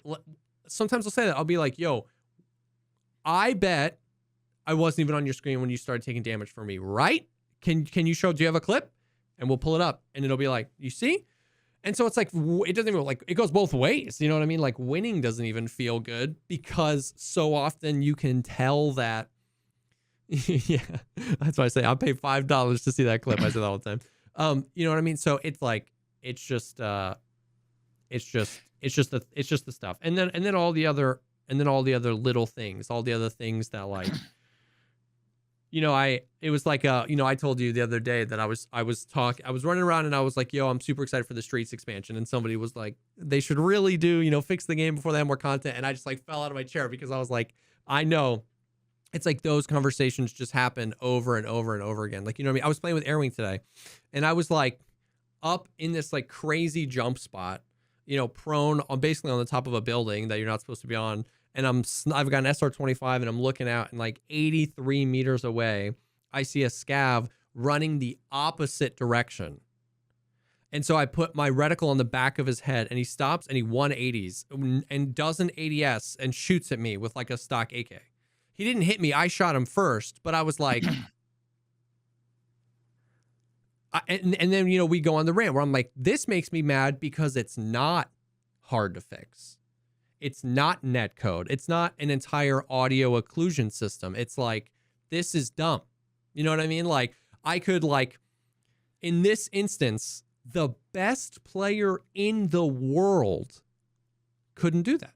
Like, that's just the reality. Like, what makes Tarkov hardcore? What makes Tarkov hardcore is like, you never know if somebody spotted you or not, if you're making a move where somebody is. And I could see a level 73 Giga Chad who's better than me in every way possible. But if I just got the angle and I spotted him, I know I can take my time. I can be like, where is he going to go? Is he going to stop? He stopped. He's healing, medding, boom. I win that fight. But I can't do that to the lowest level AI in the game. Yeah. And with their 30 durability TAWs with no optic that they don't ADS, they can 180 side strafe and accurately hit me when I'm prone. And that's just like, I don't have any trouble killing the basic scavs though, dude. Yeah, so. Exactly. So it's like that's the stuff that sends me on a different direction. And then of course we go down the rabbit hole and I say something about it because it frustrates me. And then I immediately regret saying something about it because then people are like, you get the comment that I just gave you, which is, I don't have any trouble with it. Or well, if you make them easy, then you might as well just deposit 4 billion Bitcoin into each of our accounts. What's the game then? And it's like, might as well be Fortnite. You made such a tremendous mental leap from, I think this is frustrating to, well, you want to do this. And if you do that, this will happen. And if you do that, the whole integrity of the game is gone. And then why the hell do you even play this game? When all I said was like, this is dumb. You know what I mean? Like, what? So it's like, It's crazy. So it's just like, adjacent to that too is the fact that like when you talk about the most cracked player, and this is kind of why I roll my eyes when people say like the young kids are just like better. Yeah. Tarkov in many ways, because of the mechanics and the weapon handling and the movement, I feel like the skill ceiling is a lot lower. Yeah. When it comes to like maybe tactics and stuff like that, it's not lower. But if you look at a game like Valorant or CSGO, where the bullet will go exactly where the dot on your screen is. Yeah. And you know exactly that the head is going to be this pixel high at this location. You can have a nanosecond reaction time in a click, flick, whatever. Yeah. In Tarkov, you can have the fastest flick in the world, the exact amount of micrometers to the right on your mouse pad, and your character still has to swing the gun, let the gun settle, let the muzzle sway, let the EOTech line up, right? Like, and depending on how far away, the MOA could legitimately make you miss. Yeah, like exactly. You could be perfect and miss. Yeah. So that's why so many of the things are so questionable, where the explanation of I felt like I didn't have a chance there. Yeah. That's so not Tarkov. Yes. Like it's not what Tarkov has been before or what it should be. It's what Tarkov is as a meme. Yeah. That you don't have a chance against the scavs because they just 180 prone headshot you with the TAWs, right? Exactly. But the whole point of Tarkov, like historically, is that like the smartest, most tactical grandpa is going to survive, is going to quote unquote win this raid. Yeah. Because it's not about mechanics. Yeah. It's about tactics. Yeah. And that's what it used to be, which is why I could make the Anatomy of a Firefight series. Yeah. I haven't been able to make that for 2 to 3 years now. Yep. Because it just doesn't feel like. For sure. Sure. Those things, I completely agree. The mechanics helped you, but it wasn't a guaranteed win. And they, in my opinion, they took a backseat to knowledge, to map knowledge, to gun knowledge, to like situational awareness, to positioning. Like those things that you could learn and that you could execute on could allow you to win a fight against somebody that was much higher mechanical skill than you. I completely agree. So yeah, I don't know. I mean, it is what it is, right? It's not like it's nothing we haven't said before. I did a video recently and I like sent it to the community managers. I was just like, hey, and it was just I was able to like, because I hate talking about this stuff when I'm streaming, because like sometimes I start off on the wrong foot because I'm frustrated. And I don't like starting there, right? Like if I die and I'm like, that's dumb, and I'm frustrated because it's like the 14th time I died, and then somebody's like, well, why is that dumb? I don't like starting from there because I'm mad, right? And so I'll simplify it down and I'll move on, and because I don't want to talk about. That sounds like it would be a slippery slope that you wouldn't want to go down every day of your life for 5 years.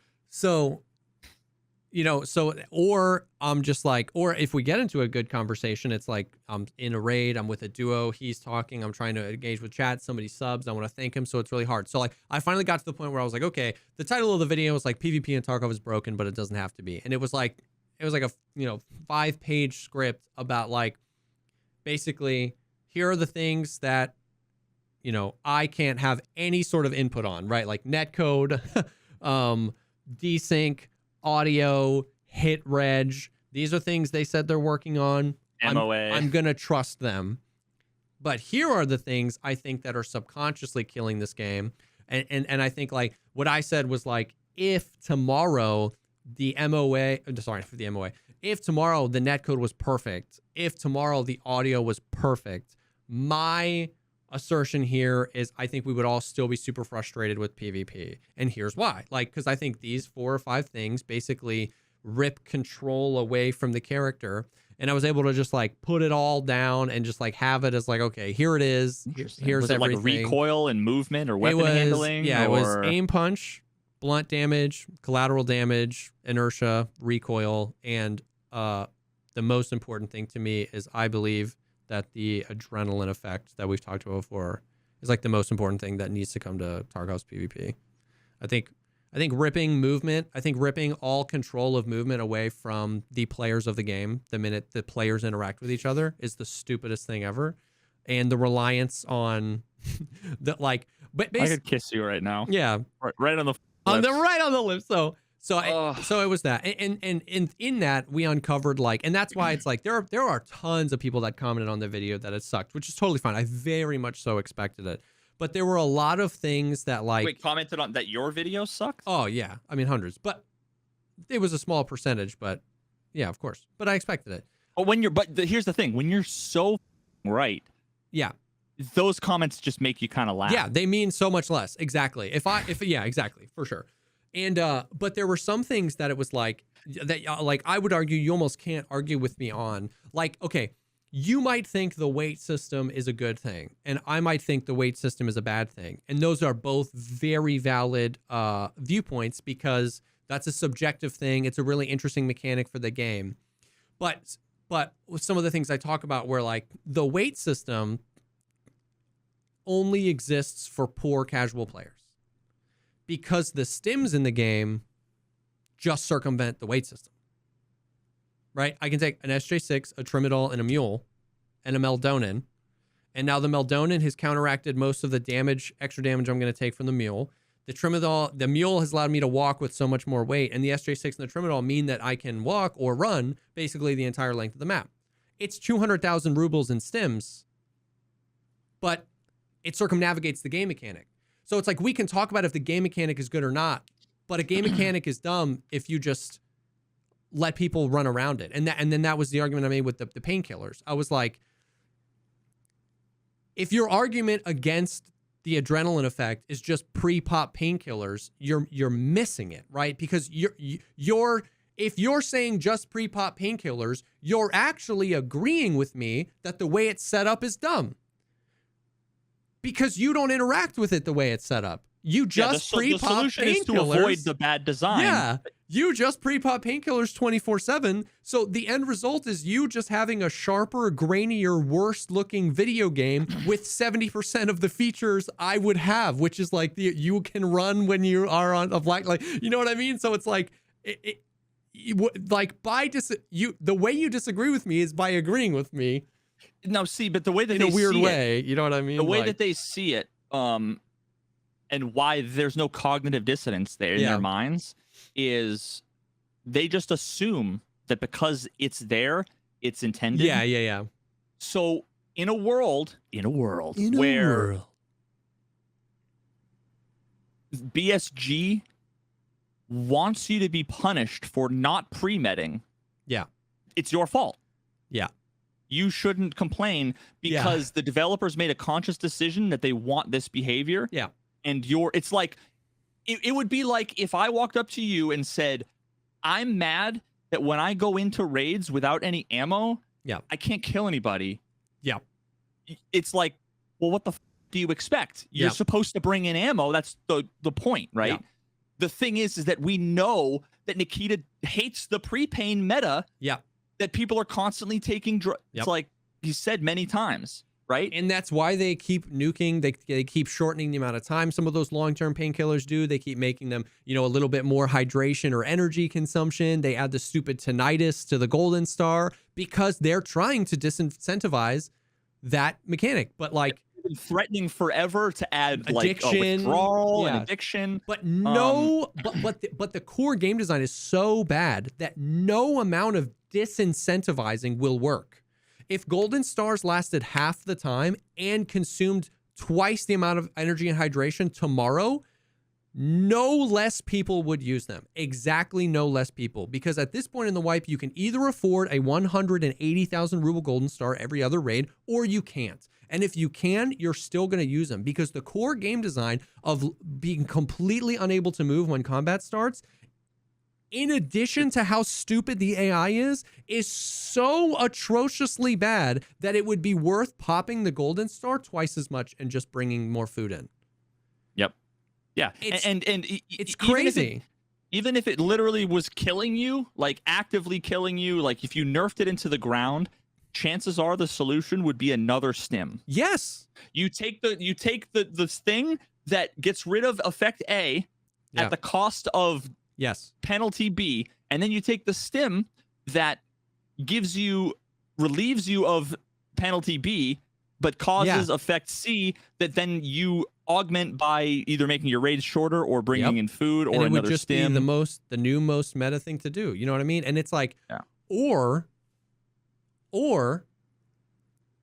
there's a status effect in the game, and it's called adrenaline. And when you get shot, it procs, and you have 5 seconds. It immediately increases your stamina to 50%. If it was above 50%, it doesn't do anything. If your stamina was below 50%, your stamina goes to 50%, and you have 5 seconds of the painkiller effect. After that, you get the debuff, which all of this is stuff that happens in the game, right? You take a mule or whatever, like there are stims you take where boom, you get positives immediately, and then you get like a tremor effect after the positive effect wears off, right? You get shot, adrenaline effect kicks in. You have 5 seconds where you can run. It acts as a painkiller. You have 50% of your stamina. After that, the debuff hits, where the debuff is you can't then get the adrenaline effect for like 60 seconds or 120 seconds, right? You can't just like every time you get shot, it's just like new. You know what I mean? There has to be like you can't get it for 60 seconds after this. Then You just make it where if you take a painkiller when you don't have the pain effect, it does nothing. Boom. The whole combat as you know it, game. flipped on its head. You can move. You have time and you have stamina to decide whether you would like to PvP or not. That's the thing, is that I try not to come in and say, like, my video about PvP sucking is not at all about high level PvP. You know what I mean? If you only have 4 raids to do today, and one of them, this happens where you get shot and you got shot 3 seconds after your painkiller wore off, or you know what I mean? Or you can't afford a golden star and you get shot and now you can't move, and then you touch a bush and a shotgun scav is shooting at you and you just live permanently at no stamina and you're just hobbling away, and then some Chad turns the corner and tigers you in the face. You're like, F this game. So it's like the PvP, it's not a high level PvP, it's just about PvP. So like the adrenaline effect means whether you want a PvP or not, you get to decide, because you have time to get to cover, take a painkiller, and then keep going if you want to run away. So it's like, go ahead. The argument for so long is Nikita's basically like, we want to do that. Like, it's coming for years. Yeah. And like, here's the thing. On one hand, we basically nod our head and go, okay, that's reasonable, right? Like, they're not going to do it now because they're going to do it later. And you'd think about like all the extra work, right, that would have to go into it. But then the other side of the coin, think about all of the features they've invested so much time and development effort into that are not permanent. Yeah. That are temporary. Yep. First of all, every balancing pass they've ever done is time. It was only ever getting you to the next pass of balancing. Yep. All of the so much of a lot of the that I can't even think about because I'm like not in Tarkov land in my brain these days anymore. But so like you can't even make the argument because they've made worse decisions that took more development time and were less impactful in a good way and more impactful in a bad way. I don't buy it. But imagine if 2 years ago they did the thing that couldn't possibly be more than 10 lines of code or like a couple of checkboxes or whatever they've got, which is the effect that you get at max level stress resistance, the adrenaline. Yeah. Just turn it on all the time. Just implement it for everybody all the time. No, like the game. Literally it's not even like copying it and duplicating it and making it so that it procs under different circumstances. It doesn't have to level. It doesn't have to scale. Nope. Just make it so it's the default. Like I guarantee you there's a line of code where it's like you get shot. Do you have max level thing? Do you have the elite perk? Yep. Do this block of code. Yep. And for 99.9999999% of the fights, that block of code has been skipped. Yeah, it just goes nope. Just say, comment that line out and say, this is temporary until we fully flesh out the thing. Yep. And then write the new line of code below it that says, if true, do the thing. Yep. And now one line of code, conceptually, yeah, now makes it so that you have something that is totally temporary.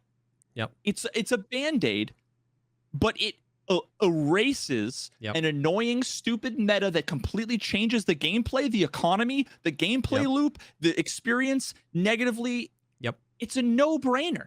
Think about the how many millions of human hours have been elevated and improved for humanity overall. Add it all together. Yep. For this feature. Yep. It's like it's insane. I hate when something is so simple. Yep. I go to the doctors because I've got a splinter in my arm, right? Yep. And it's like he's like, nah, you know what? I'm not really feeling like I'm gonna pull that out. We'll wait until your next appointment a year from now, your next physical, because maybe you'll have like 2 splinters, Yep. So it'll be like worth it for me to go find the tweezers because like right now I don't feel because then I'll only have to find the tweezers one time. And then you 2 weeks will later, suffer an entire year's worth of pain and suffering. But do you see how it's more efficient? Because I only have to go get the tweezers. And a year later, after it's been infected and your arm has been amputated, and you're going back to the doctor going, why won't you fix it? Right? Well, no, I ordered new tweezers. I said I was going to do it last year, but I just ordered new tweezers, and they're going to be here from Amazon in 2 weeks. So those are the good ones. The good ones. So like, come back. It's like, yep. That's what makes me so infuriated and depressing, because it's like the solution is grab the tweezers and go. Yep. And it's like, for whatever reason, you know what? I really think, that might be good. I really should wait for the good tweezers. Yep. Because the little rubber is coming off of the handle of those ones, and it's all the way over in that drawer. And the drawer might be locked. I don't think it is. But then the key is like, in the other filing cabinet, and you know what? I'm just not gonna do it. But it's planned. I'm gonna fix that splinter. It's planned. And that's what I'm saying. It's like, I'm not doing the whole, but we get new Glock animations, because I know that the guys who are animating are doing their job. I'm not saying that the guy who would fix that isn't doing something important. I'm just saying that, like, no, Nikita doesn't understand how painful the splinter is. He thinks it doesn't feel like anything when you're dying of an infection. That's it. And that's exactly it. I don't think that the developers who are working right now are doing unimportant things. I think that the team don't understand how painful this is, because it would seem worth, once again, potentially like a day or an afternoon or a weekend of guys like just like fixing this whole problem. It would be so simple. And that's why I get so frustrated at the AI, because like the Band-Aid, like, I don't know. Accuracy equals whatever it is now times 0.001. Exactly. It's just crazy because it's so easy. It's like that, like, and the excuse of like, well, we'll get to it eventually, or, we'll do the balancing pass later. Like, that is an excuse to make them easier. You know what I mean? It's like, the pouring gasoline on the fire just because you're going to go get the hose later. That's so stupid. It's like things should be better in temporary, not worse. Like, I don't know. There is another argument that nobody's saying, but it's very likely a huge, if not significant portion of this. We're extending this metaphor out crazily. In this metaphor, your doctor's Michael J. Fox. Okay. And he doesn't have tweezers. He's got a laser torch. So he might lop off your entire head by accident when he goes to take out the splinter, because the situation is set up such that he's gonna f up in some unforeseen way. The floor is lava between you and him, and like, they're afraid. It's only one line of code. But the unstated thing here as a developer you have to understand is that one line of code can take down everything and make it like rubble. So what you don't want is to have to amputate the arm and put the Band-Aid on the arm and then wrap up the thing, all because of the splinter. When you're kind of just hoping that the splinter will pop out on its own and then we won't have to worry about it again. So I think they get stressed out by these simple solutions because touching anything, it's like a balsa wood house supporting, a million tons of weight. I don't know. And I acknowledge that. And I acknowledge that every I would take I'm sorry. Go ahead. No, just that there's a reality where these simple solutions still have ripple effects because of the spaghetti code, but I just like imagine they make the change on Monday and they break it and it has a bunch of unforeseen consequences. Well, they could just undo it.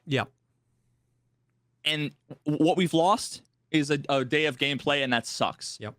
But it was for the potential of fixing a huge, massive portion of part of the game that we've wanted forever. And also, again, like even worst case, it takes the game down for a week. Yeah. But then they find the solution to it. I would take no Tarkov for a week. Yeah. After a day of it being totally broken, if on the following Monday, for sure, the hacked Band-Aid works and it's fine. Yeah. And that's what I think. Like, I think that even if they put it in, they messed it up and they had to undo it, or they had to take the game down for a day, I think what they don't understand is that that's a net positive for them, from the community, because they're like trying to make things better. Like, I feel like that's the, like, from the non-vocal majority. Yeah, when they put out a patch, everybody is like, it's the things I hear 1,000 times a second on patch day. What did they break today? Interesting to see what new bugs show up today. 1 step forward, 2 steps back. Classic BSG. The perception is that they're not attempting to like align with the player in any way. You don't have to in every way, right? That would be silly of us to expect, but in any way to be like, this is a pain point. This is a dumb mechanic. This doesn't align with our vision. This is temporary and stupid, but it's whatever. And so I would submit that even if they're probably thinking worst case scenario, what if we break something? And the community would be like, at least you're trying to fix it. I'll take that. You know what I mean? Like, and I can provide feedback. It's exactly what we said. The feedback we gave on their communication last time was just communicate what the change is and what the intended change was, like what we're trying to do here and why. That formula, and you just win. We changed this. We're trying to achieve this because of this. That formula is just a win. People, of course, are going to comment super negative things. People are going to be toxic, whatever.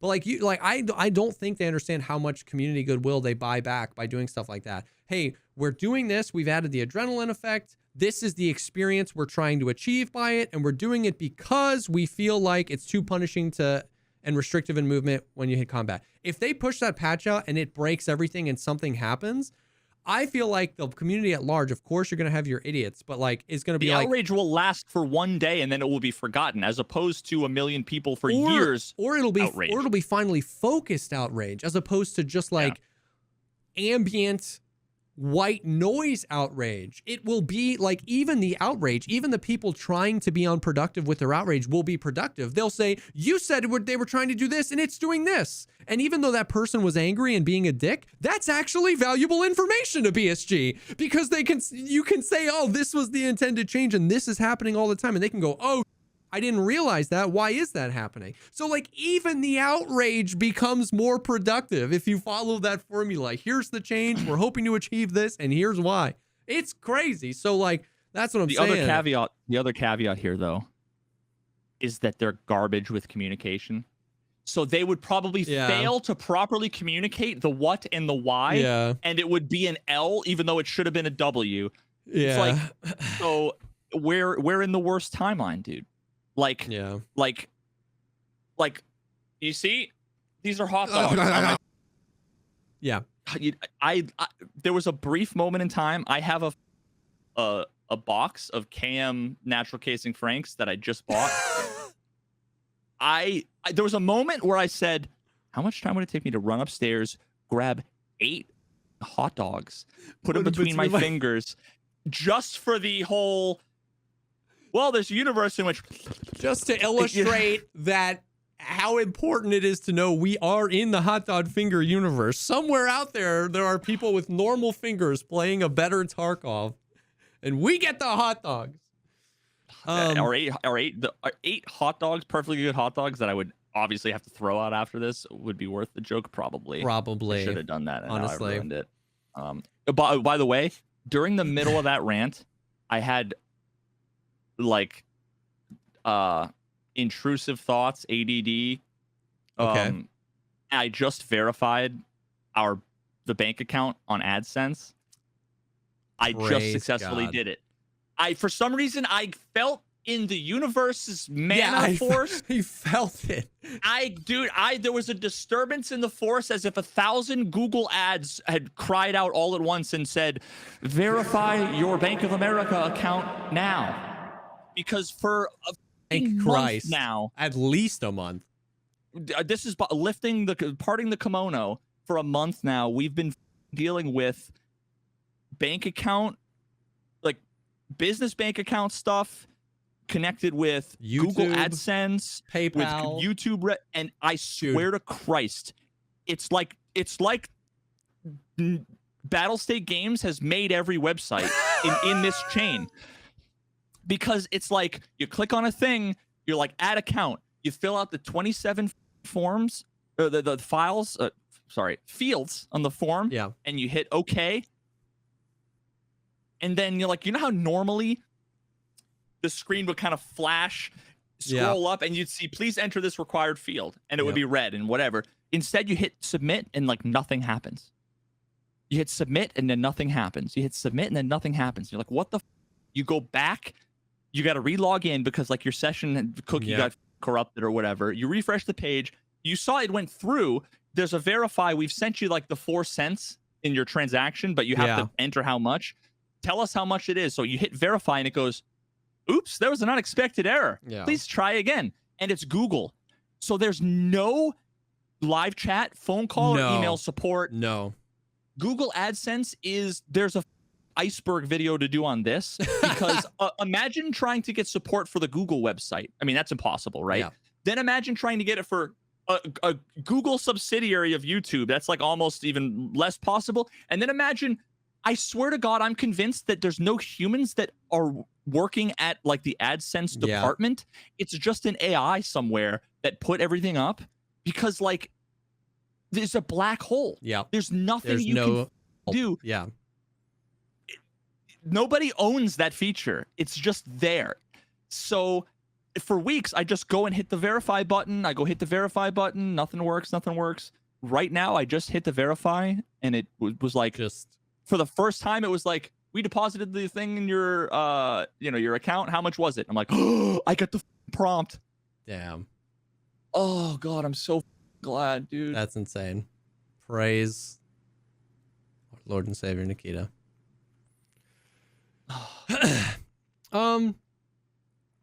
But yeah, I mean, that's the Tarkov rant. That was my video was like, it was like, aim punch, blunt damage, collateral damage, adrenaline, inertia, and recoil.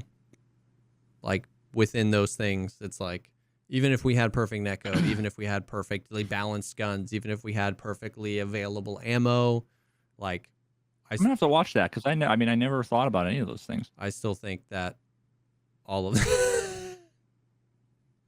That's never considered. Never considered any of them. Yeah. Whoa. But that was the thing. That was like kind of the point that I was like, this isn't new information. This is just like, I needed it. I needed a place to just like not when I'm online. There's so much value in that, right? Like because I can just be like, dude, check out this video. It has like my perfectly worded explanation of this thing. Like, I'm not trying to push you away. I'm just saying right now, when I'm talking to this guy and I'm playing the game and I'm talking to chat, I'm not going to be able to describe to you, like, articulate this is it. This is everything. I went through 3 versions of the script. This is everything. And so now I have that. It was even just cathartic for me to get it out and then just be like, whatever. You know what I mean? The video doesn't need 1 million views. I just like, it's there. Dude, there's so much more value in that than you know, because when one person says a thing that nobody else talks about, they seem like an outlier. Yeah. When 2 people are saying the same thing, now there are so many people that are afraid to commit to something or think for themselves. They hear one outlier and they're like, I'm not really sure. As soon as they hear Jesse, or whatever content creator also agree with the thing. Yep. I've made up my mind. I agree with it too. Yeah. And BSG, I'm sure it's just another Veritas saying the thing that nobody else is talking about. Yeah. I'm just going to assume that these things are only important to him. They're not important to the player base. Yeah. Nobody cares about those things. So having a rational, reasonable voice, articulating, even if your video you could have taken my script, read exactly what I said, Yeah. and put it on top of the same. You'd be talking over my face cam, and it would still have value. Yeah. Because like this is just a thing that people nobody talks about the specifics. You know, you go and ask most streamers what the problem is, and they'll just say like, "Oh yeah, it's bad netcode." And it's like, you're not wrong. Yeah, but that's the equivalent of saying like, "What's wrong with American politics?" Oh, well, it's the two-party system. All right, sick. Yeah.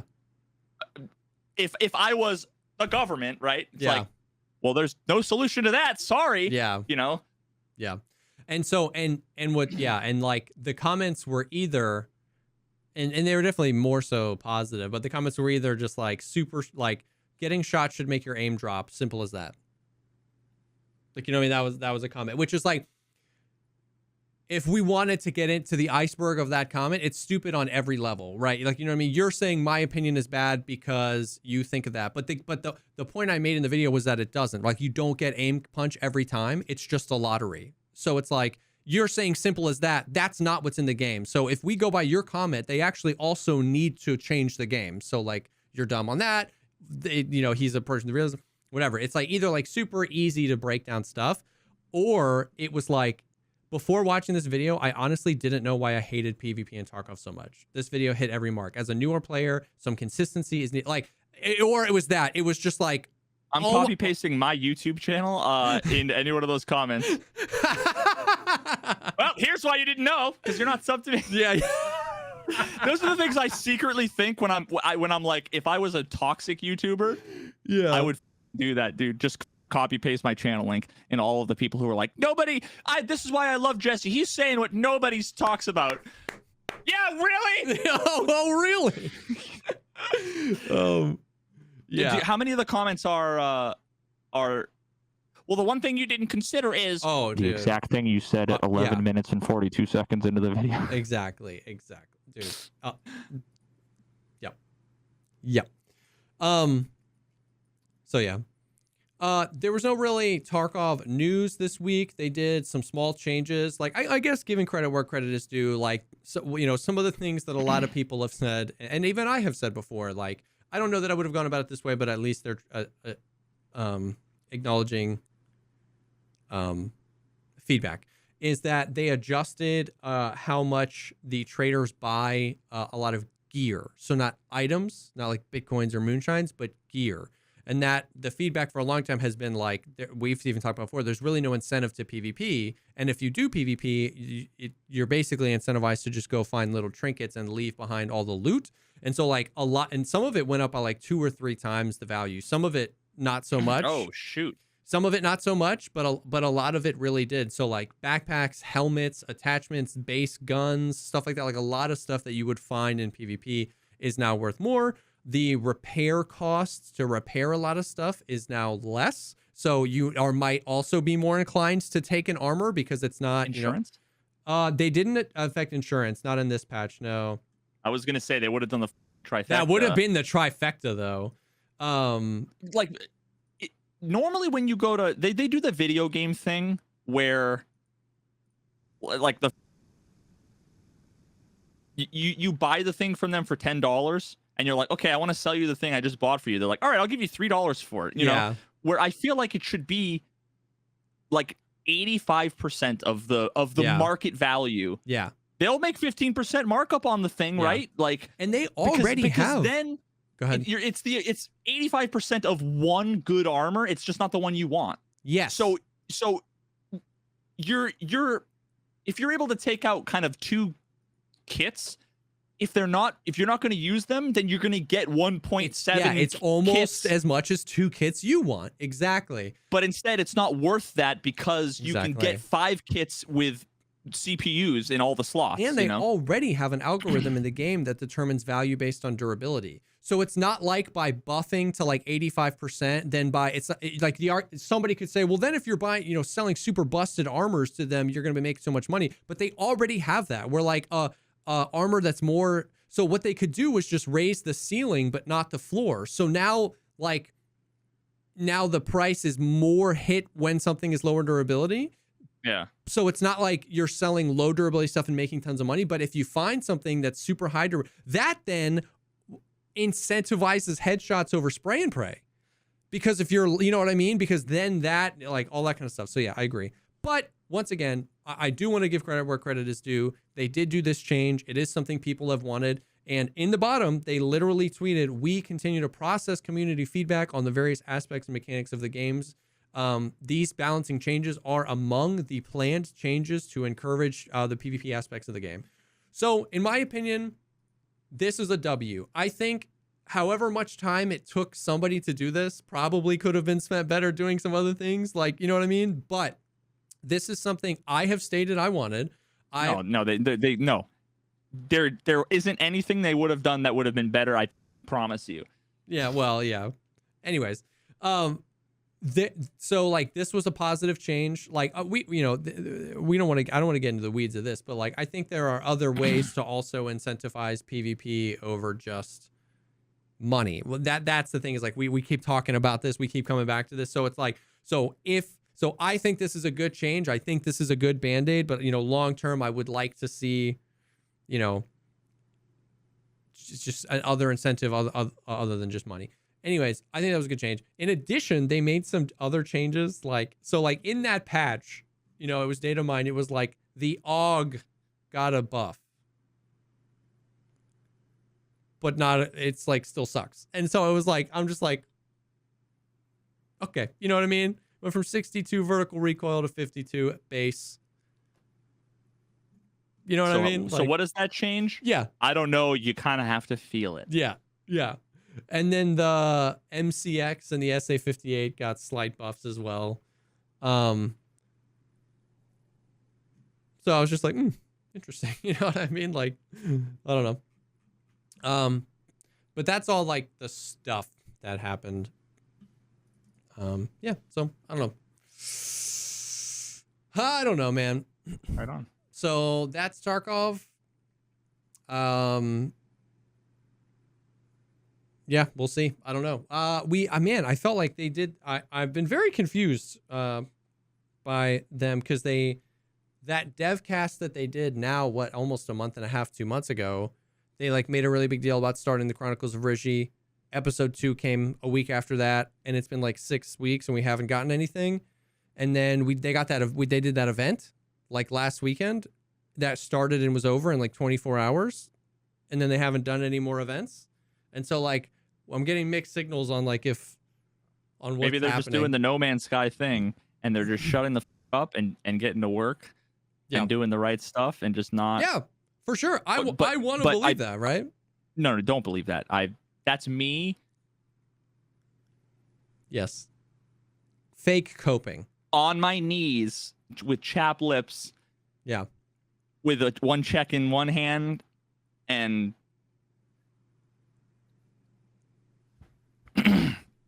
an apple. Yeah. In the other hand, and I'm philosophically thinking differently. Yeah. Yep. Sorry, I wrote a whole fan fiction in my head just now. Yeah. Yeah. Sorry. So we'll see. Obviously I'm coping hard, right? All I have is cope left. That's what they're doing. These next 2-3 patches are some of the most important ones, and so I'm coping hard that they're just ripping it and doing it. So we'll see. But just interesting, like more anecdotally than tinfoil hattie. That's a good way to put it. Anecdotally interesting that they started the Chronicles of Rigi and then nothing has really happened. Then they started an event, and normally that starts a process of more events happening. That hasn't happened either. So just like interesting anecdotally. I don't really care to put on the tinfoil hat. As always, we'll end the podcast by saying it'll be interesting. We'll see what happens. If anything crazy happens in the next few weeks. I mean, it's Thursday, and so they'll probably announce something huge tomorrow. You know what I mean? But true. Yeah. So but yeah, that's it. That's the stuff. That's the cast. Hostess. That's the stuff. Podcast. That's the stuff. Man, we have so many taglines. We got the The Mentos. There's a hole for that. The Although Hostess. we stole that. The hole for that. Yeah. But not that's obscure enough that we can pretend like yeah, for sure. It was our original thing. We'll pull the Amy Schumer. Yeah. But yeah, so thank you guys for hanging. Thank you guys for supporting. As always, I'm sure I can speak for you here, have loved spending time on the podcast talking about other interests, about games, about YouTube, about videos and stuff like that. And the amount of people that come by and say, yo, love the non-Tarkov stuff. That always warms my heart. Obviously when there's Tarkov stuff to talk about, we'll talk about it. You know what I mean? So, but it's been cool also just like talking about Star Citizen or No Man's Sky or YouTube or content creation.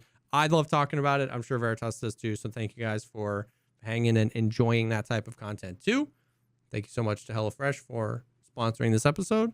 And yeah, we will definitely see y'all on the next one. Peace.